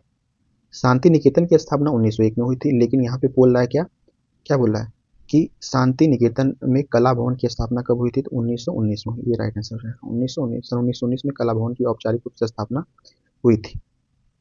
चलिए आगे बढ़ते हैं हम लोग। अब आते हैं अगला क्वेश्चन, 47 नंबर पे आते हैं। अगला क्या है? ईसा के जीवन पर आधारित चित्र किस कलाकार ने बनाए थे? ईसा के जीवन पर आधारित चित्र किस कलाकार ने बनाए थे? एम.एफ. हुसैन, बिंद्रे, यामिनी राय या गगननाथ टैगोर? तो याद रखिए, ईसा के जीवन पर आधारित जो चित्र है, कलाकार आप देखते होंगे हर जगह छपा रहता है ईसा मसीह का, तो वही बोला जा रहा है कि ईसा के जो जीवन पर आधारित चित्र है वो कौन से ऐसे कलाकार हैं जिन्होंने बनाया था? तो उनका नाम था यामिनी राय। यामिनी राय ने उस चित्र को बनाया था। ईसा के जीवन पर आधारित चित्र जो कलाकार बनाने वाली थी उनका नाम यामिनी राय है। यामिनी राय 1937 में यामिनी राय ने ईसा के जीवन पर आधारित चित्र बनाए थे। 1937 में यामिनी राय ने ईसा के जीवन पर आधारित चित्र बनाए थे। अगला है, मोने के किस चित्र के आधार पर प्रभाववाद का नाम पड़ा? मोने के किस चित्र के आधार पर प्रभाववाद का नाम पड़ा? घास का ढेर, कुआं के गिरजाघर, सूर्योदय का प्रभाव, जीवरनी के चिनार वृक्ष? मोने के किस चित्र के आधार पर प्रभाववाद का नाम पड़ा?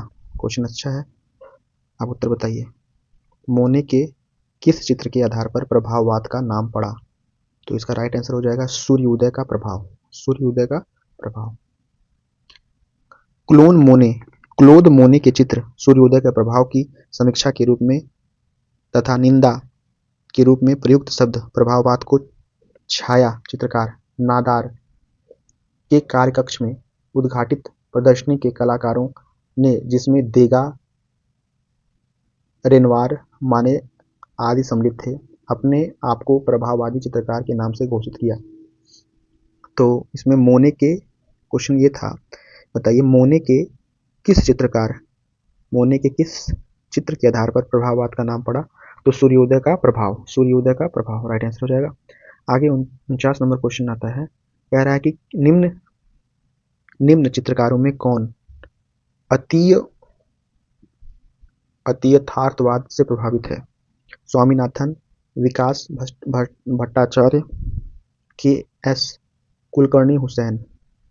तो आप याद रखिएगा विकास भट्टाचार्य। इसका राइट आंसर क्या हो जाएगा? विकास भट्टाचार्य।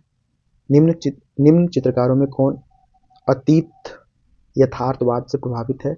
तो विकास भट्टाचार्य राइट आंसर हो जाएगा इसका।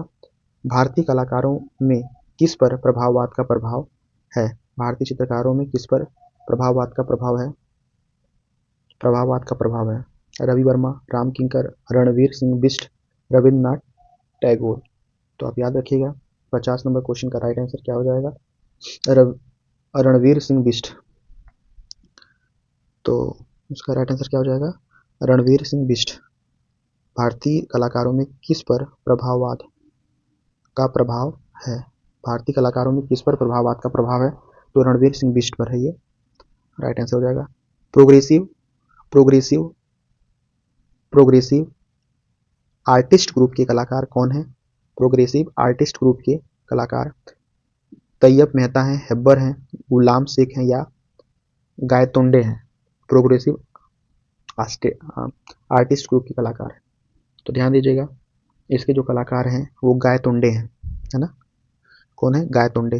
तो इनको समझिए, Gaitonde is right answer. Progressive artist group में फ्रांसीसी न्यूटन सुजा, के.एच. आरा, सैयद हैदर रजा, एम.एफ. हुसैन, हरी अम्बास, इनका पूरा नाम है हरी अम्बादास गांडे, सदानंद बाकरे और बाद में कृष्ण खन्ना तथा गायतोंडे ये प्रोग्रेसिव आर्टिस्ट ग्रुप के, आप कह सकते हैं, कलाकार के रूप में लोग आते हैं। प्रोग्रेसिव आर्टिस्ट ग्रुप के फ्रांसीसी जो ग्रुप में फ्रांसीसी न्यूटन सुजा, KH आरा, सैयद हैदर रजा,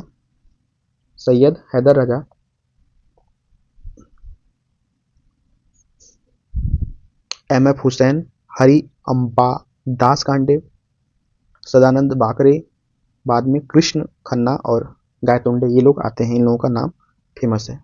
प्रोग्रेसिव, आगे बढ़ते हैं हम लोग, अगला क्वेश्चन लेते हैं। प्रोग्रेसिव आर्टिस्ट ग्रुप की स्थापना कब हुई? देखिए प्रोग्रेसिव से कितना क्वेश्चन बन गया है। प्रोग्रेसिव आर्टिस्ट ग्रुप की जो स्थापना हुई थी वो 1948 में हुई। कब हुई थी?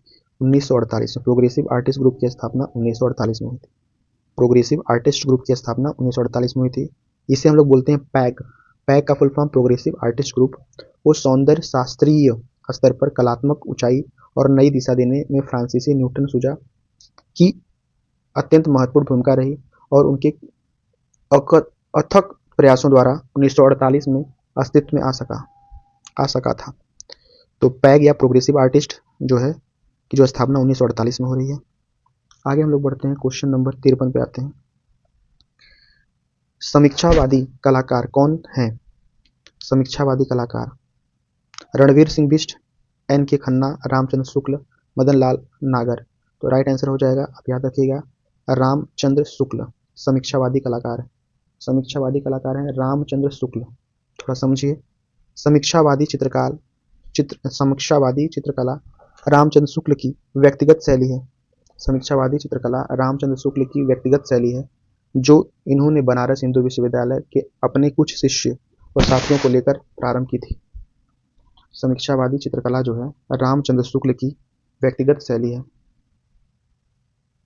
ठीक है, समीक्षावादी चित्रकला रामचंद्र शुक्ल की व्यक्तिगत शैली है जो इन्होंने बनारस हिंदू विश्वविद्यालय के अपने कुछ शिष्यों व साथियों को लेकर प्रारंभ की थी। अगला है कृष्ण खन्ना की चित्रकला में किस शैली का प्रभाव दिखाई पड़ता है आप लोगों को?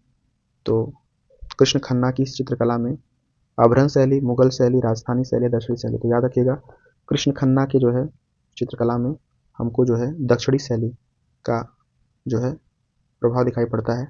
थोड़ा सा ध्यान दीजिए, कृष्ण खन्ना की कृतियों में देश और विदेश की कलाकृतियों का मेल जोल देखने को मिलता है। उन्होंने कोई भी आकृति बनाई हो अथवा किसी भी विषय का चित्रण किया हो, सबसे दक्षिणी शैली का प्रभाव, सब में आपको दक्षिणी शैली का प्रभाव मिलेगा कृष्ण खन्ना जी का।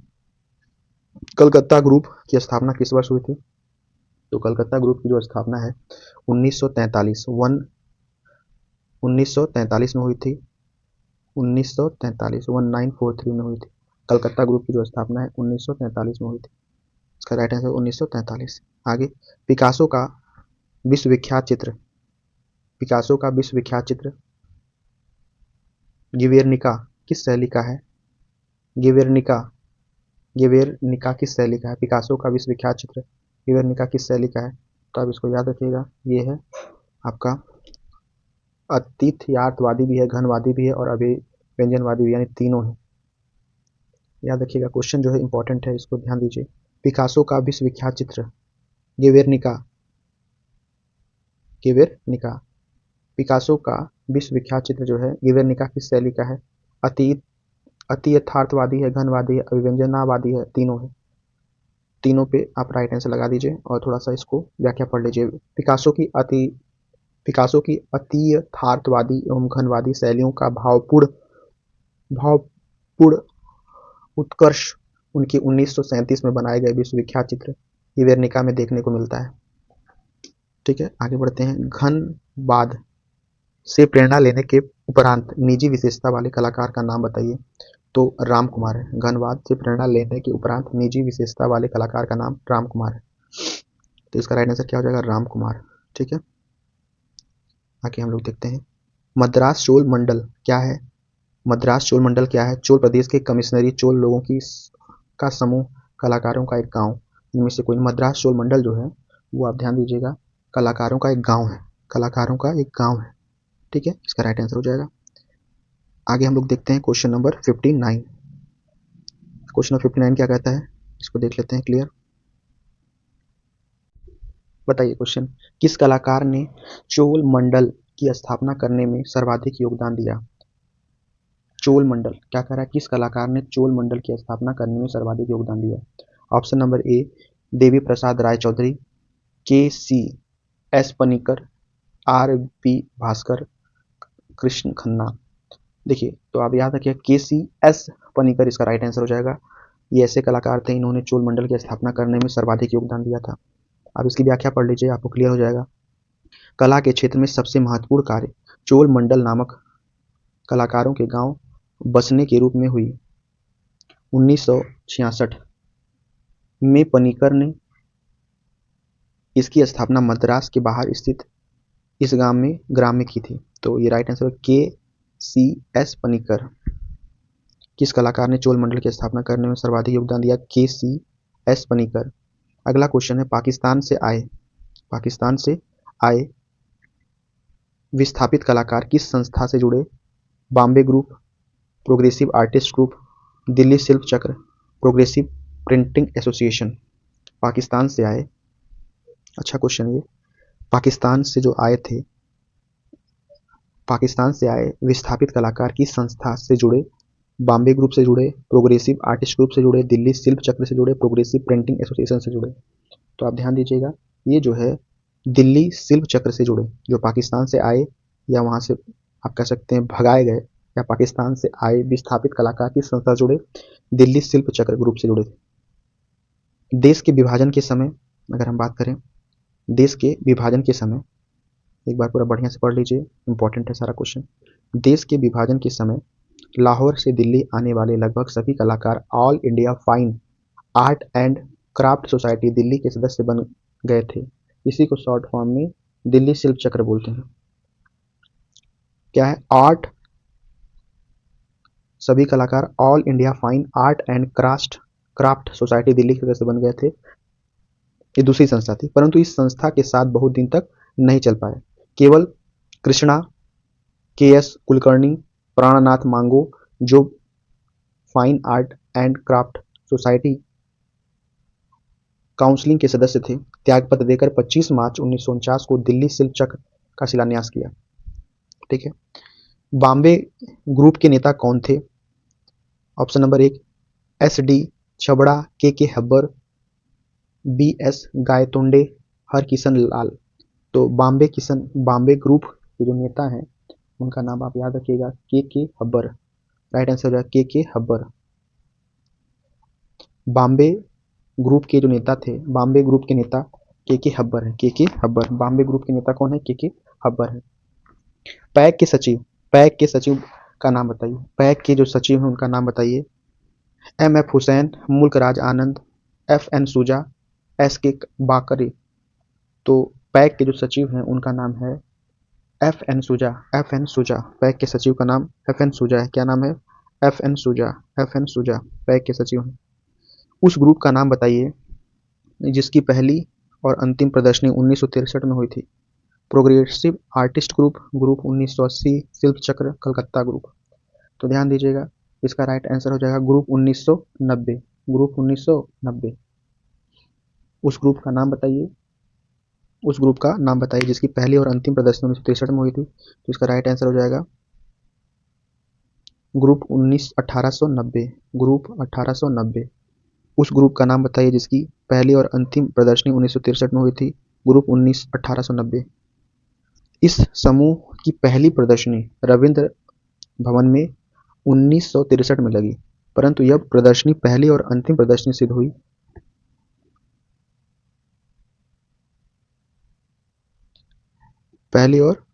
इस समूह की पहली प्रदर्शनी रविंद्र भवन में 1963 में लगी, परंतु यह प्रदर्शनी पहली और अंतिम प्रदर्शनी सिद्ध हुई क्योंकि यह ग्रुप बिखर गया, है ना। तो इस ग्रुप का नाम था 1990, ग्रुप 1890। उस ग्रुप का नाम बताइए जिसकी पहली और अंतिम प्रदर्शनी 1963 में हुई थी। ग्रुप 1890। इसको आप याद रख सकते हैं। आगे आइए 64 नंबर क्वेश्चन पर हम लोग बात करते हैं। अगला क्वेश्चन कहता है ग्रुप 1890 को यह नाम देने के पीछे क्या कारण था? आपको भी अजीब सा लग रहा होगा, ग्रुप 1890 ये कैसा नाम है, लेकिन अब इसके पीछे कारण क्या है, राज क्या छिपा हुआ है, यह 1890 में स्थापित हुई? नहीं, इसके सदस्य 1890 थे। यह जिस भवन में स्थापित हुई उसका नंबर 1890 था। तो इसका राइट आंसर यही हो जाएगा, यह जिस भवन में स्थापित हुई उसका नंबर, जो भवन का नंबर 1890 था। ठीक है, जिस भवन में इसकी स्थापना हुई इसका नाम क्या था? 1890। जिस भवन में स्थापित उसका नंबर 1890 था। ग्रुप 1890 को यह नाम देने के पीछे क्या कारण था? यह जिस भवन में इसकी स्थापना हुई तो उसका नंबर 1890 था। और आप जान लीजिए, इस ग्रुप का नाम 1890 था और इसकी जो पहली और अंतिम बैठक हुई थी 1963 में हुई थी। पहली और अंतिम बैठक 1963 में हुई थी, क्योंकि इसके ग्रुप के सभी लोग बिखर गए थे, इसीलिए आप पहली और आखिरी कह सकते हैं। आगे हम बढ़ते हैं और देखते हैं अगला क्वेश्चन। अगला क्वेश्चन क्या है? ग्रुप का नाम 1890 इसलिए रखा गया क्योंकि जो पांड्या के मकान, जिसका मकान हुआ था, जो पांड्या के मकान यहाँ के कलाकार मिले का नंबर यही था। ठीक है, घास का ढेर, घास का ढेर चित्र मालिका, घास का ढेर चित्र मालिका चित्रित करने वाले कलाकार का नाम बताइए। मॉर्टिन, मोने, पिकासो या देगा? घास का ढेर की अगर हम बात कर लें तो आप ध्यान दीजिएगा, जो घास का ढेर है इसके जो है कलाकार या रचयिता आप कह सकते हैं तो मोने है। मोने कौन है? मोने। घास के ढेर 1890 में मोने ने घास का ढेर चित्र मालिका को आरंभ किया। 1890 में मोने ने घास का ढेर चित्र मालिका को आरंभ किया। इस चित्र मालिका में अस्थायित्व, चांचल्य जैसे विरोधी तत्वों को परिणाम कारण ढंग से एक साथ चित्रित करके चित्रकार ने अपने कला प्रभुत्व को सिद्ध किया। 1890 में मोने ने घास का ढेर चित्र मालिका को आरंभ किया। इस चित्र मालिका में अस्थायित्व व चांचल्यता जैसे विरोधी तत्वों को परिणाम कारण ढंग से एक साथ चित्रित करके चित्रकार ने अपने कला प्रभुत्व को सिद्ध किया। घास का ढेर चित्र मालिका चित्रित करने वाले चित्रकार मोने हैं। ठीक है, आगे बढ़िए। नव प्रभात, अगला क्वेश्चन है, नव प्रभातवाद का प्रथम चित्र स्थान स्थल किसने बनाया? नव प्रभाववाद का प्रथम चित्र स्नान स्थल, नव प्रभाववाद का प्रथम चित्र स्नान स्थल किसने बनाया? तो आप ध्यान दीजिएगा, इस क्वेश्चन का उत्तर हो जाएगा जॉर्ज सोरा ने बनाया था। थोड़ा व्याख्या समझ लीजिए। नव यानी प्रभाववाद के असंतुष्ट होकर रेनवा ने मनुष्याकृतियों को ठोस रूप से चित्रित करके अपना चित्र स्नान मंगना युवतियां बनाया एवं लगभग उसी समय जॉर्ज सोरा ने उसी विषय को लेकर नव प्रभाववाद का प्रथम चित्र स्नान स्थल पूर्ण किया। नव प्रभाववाद से असंतुष्ट होकर रेनवा ने मनुष्याकृतियों को ठोस रूप से चित्रित करके अपना चित्र स्नान मंगना युवतियां बनाई एवं लगभग उसी समय जॉर्ज सोरा ने उसी विषय को लेकर नव प्रभाववाद का प्रथम चित्र स्नान स्थल पूर्ण किया। तो क्वेश्चन यही कह रहा था ना, नव प्रभाववाद का प्रथम चित्र स्नान स्थल किसने बनाया था? तो जॉर्ज सोरा ने बनाया था। अगला क्वेश्चन आता है, अभिव्यंजनावादी चित्रकला का प्रारंभ हुआ। तो जर्मनी में अभिव्यंजनावादी चित्रकला का प्रारंभ कहाँ पे हुआ? देखिए, ये राइट आंसर नहीं हो सकता है, कई किताबों में गलत मिल रहा है। अभिव्यंजनावादी चित्रकला का जो प्रारंभ है वो इटली में हुआ है। कहाँ पे हुआ? इटली। राइट आंसर हो जाएगा इटली, न कि ये वाला आंसर गलत है ना। अभिव्यंजनावादी चित्रकला का जो प्रारंभ है वो इटली में हुआ है। कहाँ पे हुआ है? इटली में। इसको आप याद रखिएगा, अभिव्यंजनावादी चित्रकला का आरंभ इटली से हुआ है। ठीक है, अगला, अंतिम भोज चित्र के चित्रकार का नाम बताइए। तो वो नाम था, आप याद रखिएगा, लियोनार्डो दा विंची। अंतिम भोज चित्र के चित्रकार का नाम लियोनार्डो दा विंची था। माइकेलेंजेलो थे, ये चित्रकार भी थे, मूर्तिकार भी थे, वास्तुकार भी थे, तीनों थे। ठीक है, तीनों का आंसर हो जाएगा। माइकेलेंजेलो जो थे वो चित्रकार, मूर्तिकार और वास्तुकार थे। हम आगे बढ़ते हैं, क्वेश्चन नंबर 70 पे जाते हैं। प्रख्यात चित्र वीनस का जन्म के चित्रकार थे। प्रख्यात क्वेश्चन कह रहा है, प्रख्यात चित्र जो वीनस है का जन्म के चित्रकार हैं। तो बोल्टिचेली चेली हो जाएगा। प्रख्यात चित्र वीनस का जन्म के चित्रकार बोलती चेली हैं। इंग्लिश भू, इसका राइट आंसर आप लगा लीजिए, ये नहीं हो जाएगा ये वाला। प्रख्यात चित्र वीनस का जन्म के चित्रकार हैं बोंती चेली। अगला क्वेश्चन है इंग्लिश भू दृश्य चित्रकार हैं, तो ये टर्नर है। टर्नर इंग्लिश भू चित्रकार जो हैं, इंग्लिश भू दृश्य चित्रकार टर्नर हैं। अगला क्वेश्चन आता है, हाँ, भारतीय चिंतन के अनुसार कला का प्रमुख लक्ष्य है हृदय स्पर्शी आनंद प्रदान करना, आंखों को सुंदर लगना, इंद्रियों का संतुष्ट रखना, जनजीवन की समस्याओं को प्रस्तुत करना। बताइए, इसका राइट आंसर हो जाएगा हृदय स्पर्शी आनंद प्राप्त करना। भारतीय चिंतन के अनुसार कला का प्रमुख लक्ष्य हृदय स्पर्शी आनंद प्रदान करना हो जाएगा। भारतीय चिंतन में कला और सौंदर्य से परम बोध का गहन अर्थ लगाया गया है।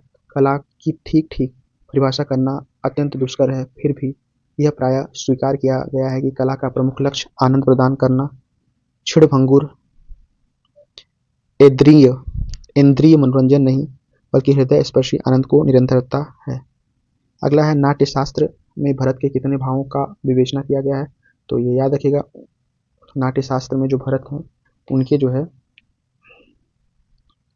नाट्यशास्त्र में भरत के कुल 49 भावों की विवेचना हुई है, जिसमें 8 अस्थायी भाव, 33 संचारी भाव और 8 साहित्य भाव हैं, कुल 49। कितने भावों की प्रशंसा हुई है? 49। ठीक है, एक बार दोबारा समझिए। क्वेश्चन कह रहा है कि नाट्यशास्त्र में, आप देख पा रहे हैं स्क्रीन पे, नाट्यशास्त्र में भरत के कितने भावों का विवेचन है? नाट्यशास्त्र में भरत के कितने भावों का विवेचन है या विवेचन किया गया है? तो 49 तो आंसर हो जाएगा। नाट्यशास्त्र में भरत के कुल 49 भावों का, यानी 49 भावों का विवेचन किया गया है, जिसमें 8 अस्थाई है ना, 8 क्या है, 8 जो भाव हैं वो अस्थाई भाव हैं, 33 संचारी भाव हैं और 8 जो है सात्विक भाव हैं। अब ध्यान दीजिएगा इस पे। क्वेश्चन कह रहा है कि नाट्यशास्त्र में कुल कितने भावों का उल्लेख है, तो हमने बताया कि 49 भावों का उल्लेख है। अब 49 में भी 8 जो है आपका अस्थाई, 33 संचारी और 8 सात्विक भाव है। ठीक है, क्लियर है? चलिए आगे बढ़ते हैं। अगला क्वेश्चन है, तीन संगीतज्ञ किसी प्रसिद्ध पेंटिंग, मतलब ये पेंटिंग का नाम है तीन संगीतज्ञ किसकी प्रसिद्ध पेंटिंग है? ठीक है, तो ये तीन संगीतज्ञ जो है वो पिकासो की प्रसिद्ध पेंटिंग है। तीन संगीतज्ञ जो पेंटिंग है, प्रसिद्ध पेंटिंग है, वो पिकासो की है। किसकी है? पिकासो। ठीक है, आगे बढ़िए। अगला क्वेश्चन कह रहा है, मधुबनी चित्रकारी भारत के किस प्रांत से संबंधित है? तो सबको पता है बिहार, राइट आंसर का जगह बिहार। और ये बिहार में दरभंगा साइड में और मधुबनी जिले में ये एक प्रकार की शैली है। ज़्यादा दरभंगा में लोग तो मिथिला यूज करते हैं, लेकिन मधुबनी में मधुबनी शैली ज़्यादा यूज होता है। मुगल सिंहासन पर जहांगीर के सत्तासीन होने के अवसर पर दरबार का दृश्य किस चित्रकार ने चित्रित किया था? तो ये इनके बहुत फेवरेट थे, अबुल हसन, है ना। अबुल हसन जो थे इनके फेवरेट कह सकते हैं आप। जहांगीर जहां भी जाते थे लगभग इनको लेके जाते थे। अबुल हसन ने जहांगीर के सिंहासन रोहण के अवसर पर दरबार का चित्र चित्रित किया था। जहांगीर अबुल हसन को बहुत चाहता था और उसे एक उपाधि भी दिया था जिसका नाम था नादिर उज जमा। नादिर उज जमा ये उपाधि दिया था किसने? जहांगीर ने। किसको? अबुल हसन को। एक बार पढ़ लीजिए, आप खुद स्वयं पढ़ सकते हैं इसको।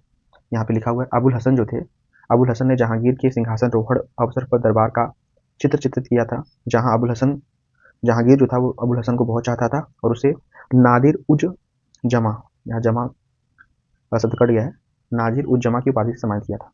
अगला क्वेश्चन है, अगला, कपड़े पर चित्रित चित्रकला का मुख्य स्थल है। कपड़े पर चित्रित चित्रकला मतलब कपड़े के ऊपर जो चित्र बनाई जाती थी, चित्रें बनाई जाती हैं या चित्रकलाएं बनाई जाती हैं, उसका मुख्य केंद्र कहाँ पे था? तो ये उदयपुर, राजस्थान का एक जिला है उदयपुर, वहीं पे है। कपड़े के ऊपर कलाकारी चित्रकारी की जाती है। सांची कला किस पर की जाती है? सांची, तो सांची जो कला है वो भूमि पर की जाती है, उसके लिए कोई बहुत ऐसा नहीं, भूमि पर ही होगा सांची कला।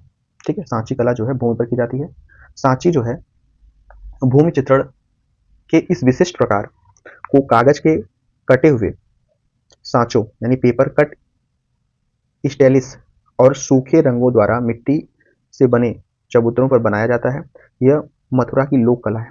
सांची कला किस पर की जाती है? तो भूमि पर की जाती है और ये मथुरा की लोक कला है। ठीक है, सांची भूमि चित्रण की इस विशिष्ट कला को कागज के कटे हुए सांचों, पेपर पे कट स्टेलिस और सूखे रंगों द्वारा मिट्टी से बने चबूतरों पर बनाया जाता था। यह मथुरा की लोक कला है। ठीक है, अगला क्वेश्चन हम देख लेते हैं। तंजावुर चित्रकला तमिलनाडु का मुख्य विषय है। ग्रामीण जीवन का चित्रण, त्योहारों का चित्रण, हिंदू देवी देवताओं का चित्रण। तो याद रखिएगा, तंजावुर चित्रकला जो है तमिलनाडु का मुख्य विषय है और ये हिंदू देवी देवताओं का चित्रण इसमें किया गया है तंजावुर में। ठीक है, तंजावुर की यह विशिष्ट चित्रकला शैली हिंदू देवी देवताओं के चित्रण के लिए प्रयोग की जाती है। अगला क्वेश्चन आता है, प्रसिद्ध चित्र नीली रात के चित्रकार हैं। तो आप याद रखिएगा, जो नीली रात के चित्रकार हैं उनका नाम क्या है? एम.एफ. हुसैन है। एम.एफ. हुसैन प्रसिद्ध चित्रकार ये हैं। इन्होंने नीली रात चित्र को बनाया है और ये कब बनाया था? 1958 में बनाया था। साइज क्या है? 45x30 और ये तैल चित्र है। ठीक है, एम.एफ. हुसैन ने नीली रात का चित्र बनाया है। नंदलाल बसु का जन्म कहाँ हुआ था? ये बिहार के हैं नंदलाल बसु और ये मुंगेर, ये भागलपुर के से सटा हुआ है जिला मुंगेर, है ना, वहां पे लगता है। नंदलाल बसु का जो जन्म हुआ था वो 3 दिसंबर 1883 को हुआ था। खड़गपुर, है ना, खड़गपुर का वहां पे डाइट कॉलेज भी है। ठीक है, मुंगेर में पड़ता है बिहार। नंदलाल बसु का जो जन्म हुआ था वो मुंगेर में हुआ था। किस आधुनिक भारतीय चित्रकला के लेखांकन पहली बार नजर में ठोस काले विस्तार के रूप में दिखते हैं? पहली बार अगर आप देखेंगे पहली नजर में तो वो ठोस काले विस्तार, मतलब ठोस, बहुत ठोस है और काला रंग का है और पूरा विस्तार उसका है, फैला हुआ है, के रूप में दिखते हैं। तो ये जयराम पटेल इतने अच्छे कलाकार थे, मतलब आप क्या कहिए, कलाकार, दक्ष कलाकार। जयराम पटेल का रेखांकन पहली नजर में काले रंग के एक विस्तार के रूप में दिखते हैं, एकदम ठोस काला विस्तार। आप अगर पहली नजर में दूर से देख रहे हैं तो आप अनुमान नहीं लगा पाएंगे ये पेंटिंग है या काला रखा हुआ ठोस है। ऐसे थे जयराम पटेल, आधुनिक चित्रकार थे और वो इस तरह से चित्रकारी करते थे। मध्य प्रदेश सरकार ने किस कलाकार को कालिदास सम्मान से सम्मानित किया? तो आपको जान के खुशी होगी, ये जो है इसका राइट आंसर हो जाएगा के.जी. सुब्रमण्यम। इनका पूरा नाम आप लोग इंटरनेट पे सर्च करके बताइएगा। के.जी. सुब्रमण्यम जो थे वो प्रतिभावान चित्रकार थे। ठीक है, प्रतिभा की कोई कमी नहीं थी। तो ये शिल्प कलाकार हैं, है ना, कैसे कलाकार हैं? शिल्पी कलाकार हैं, जिन्होंने आधुनिक संवेदना और अंतर्दृष्टि के साथ चक्षु कला के क्षेत्र में दीर्घ अवधि तक समर्पित भाव से काम करने के लिए मध्य प्रदेश सरकार ने उन्हें यह सम्मान दिया है, जिसे हम लोग बोल सकते हैं कौन सम्मान? कालिदास का सम्मान। यह मध्य प्रदेश सरकार देती है सम्मान, के.जी. सुब्रमण्यम को मिला है। के.जी. सुब्रमण्यम को मिला है, बहुत अच्छे कलाकार थे ये। अगला क्वेश्चन देखते हैं, हमको इसमें से अलग बताना है। 84 नंबर क्वेश्चन, सबसे अलग चित्रकार कौन है और संबंध चित्रकार कौन है, चितारा कौन है? आप बताइए। जामिनी राय, राजकुमार, बी प्रभा, के.एस. कुलकर्णी। आप राइट आंसर बताइए। तो जान लीजिएगा, राजकुमार जो है वो सबसे अलग है और संबद्ध चित्रकार है। ठीक है, क्यों है अलग? राजकुमार जो है, राजकुमार के जो अतिरिक्त बाकी आप देख पा रहे हैं, तीनों भारतीय लोक कला परंपरा को अपनी कृतियों में आत्मसात करते हैं, जबकि रामकुमार जो है वो भारतीय लोक कला परंपरा को नहीं फॉलो करते हैं। ठीक है, लेकिन जामिनी राय, बी प्रभा और के.एस. कुलकर्णी ये तीनों लोग भारतीय हैं और उन्होंने भारतीय चित्रकला को आत्मसात किया है। चांद को देखकर भौंकता हुआ कुत्ता किस चित्रकार की कृति है? बहुत इंपॉर्टेंट है, इसको याद कर लीजिएगा, मोस्ट इंपॉर्टेंट है। इनका नाम है जॉन मीरो। जॉन मीरो इनका नाम है। इनकी रचना है चांद को देखकर भौंकता हुआ कुत्ता।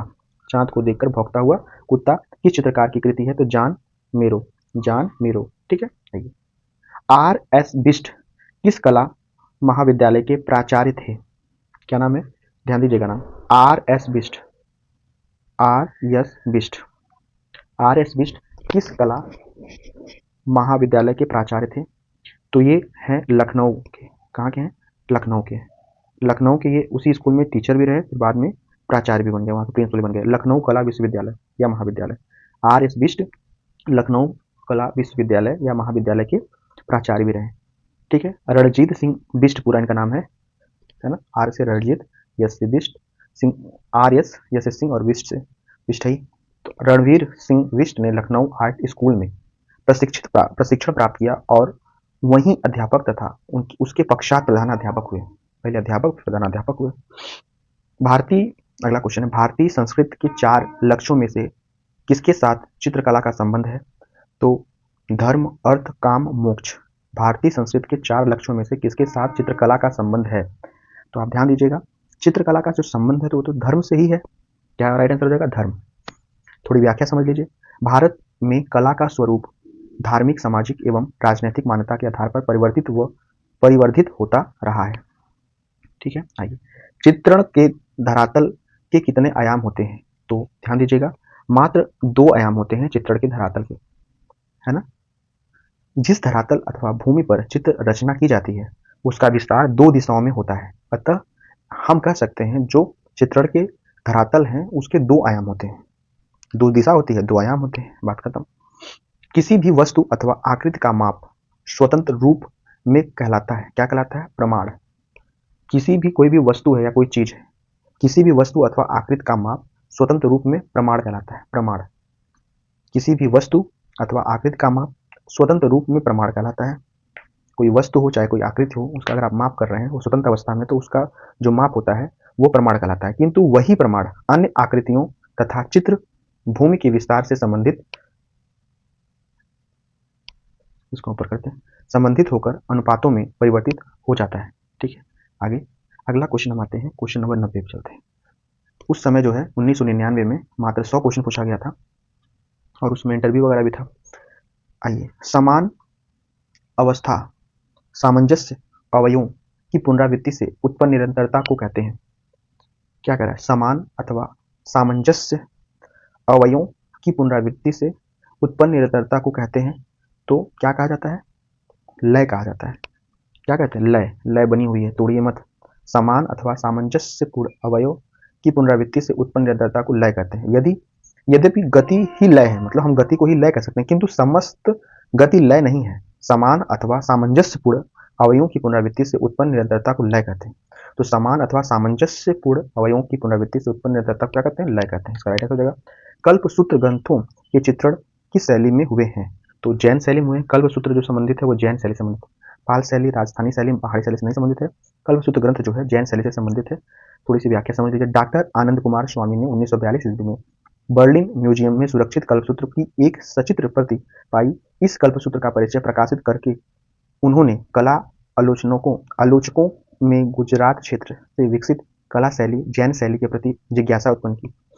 अगला है, विश्व प्रसिद्ध बाज पक्षी का चित्र निम्न में से किस चित्रकार ने बनाया था? बाज, इंपॉर्टेंट क्वेश्चन है। बाज पक्षी का चित्र जो है उस्ताद मंसूर ने बनाया था। याद रखिएगा, कई बार किताबों में भी पूछा गया है। बाज पक्षी का जो चित्र है वो किसने बनाया था? तो